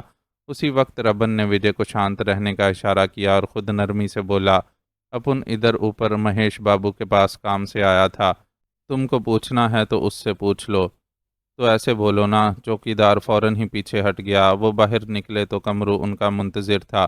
اس نے سوالیہ نظروں سے ان کی جانب دیکھا تو وجے دھیمی آواز میں اسے صورتحال سے آگاہ کرنے لگا۔ اب وہ منتظر تھے کہ ربن کیا فیصلہ کرتا ہے۔ ربن نے واپس اڈے جانے کا حکم سنایا۔ اس وقت تک اگرچہ صبح کی روشنی اچھی طرح پھیل چکی تھی، لیکن اس کے علم میں تھا کہ بیمار سیٹھ بھاٹیا صبح 9 بجے سے پہلے کسی سے نہیں ملتا۔ سیٹھ سے ملنے سے قبل وہ اپنا لائحہ عمل طے کر لیتا تو اچھا تھا۔ پھر اسے رامو کی سربراہی میں مجو کی تلاش میں جانے والوں کی بھی فکر تھی، اور وہ جاننا چاہتا تھا کہ اس معاملے کا کیا ہوا، اس لیے بھی اڈے جانا ضروری تھا۔ اڈے پہنچتے ہی سب سے پہلے اس کا گولو سے سامنا ہو گیا۔ وہ دروازے کے باہر ہی موجود تھا اور لگتا تھا کہ بڑی بے قراری سے اس کا انتظار کر رہا ہے۔ صبح آنکھ کھلی تو نہ تم تھے نہ فاروق بھائی، پوچھا تو کوئی کچھ بتاتا بھی نہیں تھا، بس یہی بولتے تھے کہ کام سے گئے ہیں۔ رات جلدی سو جانے والے گولو کو کسی نے بھی حالات سے آگاہ نہیں کیا تھا، اس لیے وہ ربن کی شکل دیکھتے ہی اس سے شکوہ کرنے لگا تھا۔ کاہے کو پریشان ہوتا ہے؟ تیرے کو پتہ نہیں ہے کیا اپنے دھندے کا؟ اپنے لیے رات دن سب برابر ہے، پر کہیں بھی جائیں لوٹ کر تو ادھر ہی آتے ہیں نا۔ ربن نے اس کے شانے کو تھپکتے ہوئے تسلی دی۔ فاروق بھائی کدھر رہ گئے؟ وہ کیوں نہیں آئے تمہارے ساتھ؟ گولو نے فاروق کی عدم موجودگی کو فوراً محسوس کر لیا۔ وہ کہیں پھنسا ہوا ہے، شام تک لوٹ آئے گا۔ تو بتا، تو نے ناشتہ کر لیا ہے کیا؟ ربن نے اسے ٹالا۔ تمہارے اور فاروق بھائی کے بنا کیسے کرتا؟ گولو نے منہ بسورا۔ چل پھر جا سجو سے بول اچھا سا ناشتہ تیار کرے، پھر سب مل کر کھائیں گے۔ پر فاروق بھائی، گولو کی سوئی فاروق پر اٹکی ہوئی تھی۔ اپن بولا نا کہ وہ شام تک آئے گا۔ ربن نے ایک بار پھر پیار سے اس کا شانہ تھپکا۔ اس بار گولو نے مزید بحث نہیں کی اور وہاں سے ہٹ گیا۔ اس سے بات کرتے ہوئے ربن اس مخصوص کمرے میں پہنچ چکا تھا جہاں بیٹھ کر وہ اڈے کے معاملات نمٹایا کرتا تھا۔ اس کمرے میں تنہا رامو اس کا منتظر تھا۔ اس کے چہرے پر چھائی ہوئی مایوسی سے ظاہر تھا کہ وہ اپنے مقصد میں ناکام لوٹا ہے۔ کیا ہوا رے؟ ربن نے چوکی پر بیٹھتے ہوئے اس سے دریافت کیا۔ چڑیا اڑ گئی دادا، ادھر مکان پر صرف وکرم کی رکھیل موجود تھی۔ اس نے مانا کہ مجو بہت دنوں سے اس کے ہاں رہ رہا تھا، پر پھر اچانک ہی بھاگ لیا۔ اصل میں اس کی قسمت ایک بار پھر اس کا ساتھ دے گئی۔ اپنے بندوں نے جس ٹائم وکرم پر ہاتھ ڈالا، ٹھیک اسی سمے چندا بھائی کا نوکر مٹی کا تیل لینے جانے کے لیے مکان سے نکلا تھا۔ اس نے دیکھ لیا کہ وکرم کو کچھ لوگ زبردستی اپنے ساتھ لے گئے ہیں۔ ڈر کے مارے اس نے شور تو نہیں مچایا، پر الٹے قدموں واپس مکان پر پہنچ گیا اور وکرم کی رکھیل کو سارا ماجرا سنا دیا۔ اس نے مجو کو بتایا۔ مجو نے نوکر سے پوچھ تاچھ کی کہ کیسے حلیوں کے لوگ تھے، ان کے پاس کون سے ہتھیار تھے وغیرہ وغیرہ، اور سمجھ گیا کہ اڈے والوں نے وکرم پر ہاتھ ڈالا ہے۔ اس نے فوراً ہی وہاں سے اپنا بوریا بستر سمیٹ لیا۔ پیکا بھی وہیں اس کے ساتھ تھا۔ دونوں فوراً وہاں سے رفو چکر ہو گئے۔ سمجھ گئے ہوں گے کہ ادھر والوں کے ہاتھ لگنے کے بعد وکرم اپنی زبان بند نہیں رکھے گا اور سارا اگلا پچھلا اگل دے گا، اس لیے جان بچا کر بھاگ نکلے۔ رامو نے اسے پوری تفصیل بتاتے ہوئے کہا۔ بس اتنا ہی یا اور بھی کچھ کہنے کا ہے تجھے؟ ربن کی گہری نظروں نے بھانپ لیا تھا کہ رامو مجو کے ملنے پر مایوس ہونے کے علاوہ کسی اور بات سے بھی پریشان ہے، اس لیے اس سے دریافت کیا۔ ایک بری خبر اور ہے دادا۔ رامو کے الفاظ نے اس کے اندازے کی تصدیق کر دی اور وہ پوری طرح اس کی طرف متوجہ ہو گیا۔ ادھر وکرم کو جس ٹھکانے پر رکھا تھا وہاں سے آدمی آیا تھا۔ بتایا کہ وکرم کی وجہ سے ادھر بڑی گڑبڑ ہو گئی، سالہ سخت زخمی اور بے حال ہونے کا مکر کرتا پڑا تھا۔ اب ان کے وہاں سے نکلنے کے گھنٹہ بھر بعد ہی اسے ایسے زور زور سے آوازیں نکالنے لگا جیسے بہت تکلیف میں ہو اور سانس لینے میں مشکل ہو رہی ہو۔ ادھر والوں نے سوچا مرا نہ جائے، اس لیے اس کے ہاتھ پیر کھول کر مالش کرنے لگے۔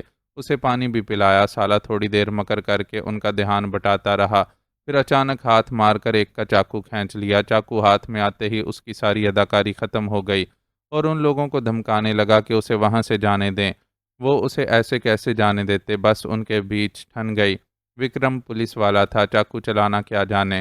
اس کا اناڑی پن اس کی اپنی جان لے بیٹھا۔ ہاتھا پائی میں ایسا الٹ کر گرا کہ چاقو والا ہاتھ بدن کے نیچے آ گیا اور چاقو پورے زور سے اس کے سینے میں گھپ گیا۔ چند لمحوں میں تڑپ تڑپ کر ختم ہو گیا۔ اب اس کی لاش ادھر ٹھکانے پر پڑی ہے اور آدمی تمہارے انتظار میں بیٹھا ہے کہ تم کیا حکم دیتے ہو۔ رامو نے اسے پیش آنے والے حادثے کے بارے میں بتایا تو اس کے ماتھے پر ایک بل پڑ گیا، لیکن اس نے کسی شدید رد عمل کا اظہار نہیں کیا اور پل بھر کی خاموشی کے بعد بولا، جو ہوا سو ہوا، بلکہ اچھا ہی ہوا۔ اپن اس نمک حرام کو زندہ چھوڑتے بھی تو اپنے لیے ہی مصیبت بنتا۔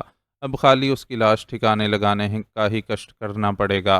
وہ جو آیا بیٹھا ہے اس سے بول کے رات تک کا انتظار کرے، پھر رات کے اندھیرے میں کدھر بھی لاش لے جا کر پھینک دے۔ پولیس کو لاش ملے گی تو خود ہی کریا کرم کے لیے اس کے گھر والوں کے حوالے کر دے گی۔ رب نواز سے ربن تک کا سفر طے کرتے ہوئے اس نے اتنا کچھ سہا تھا کہ وقت پڑنے پر صفاقی کا مظاہرہ بھی کر بیٹھتا تھا۔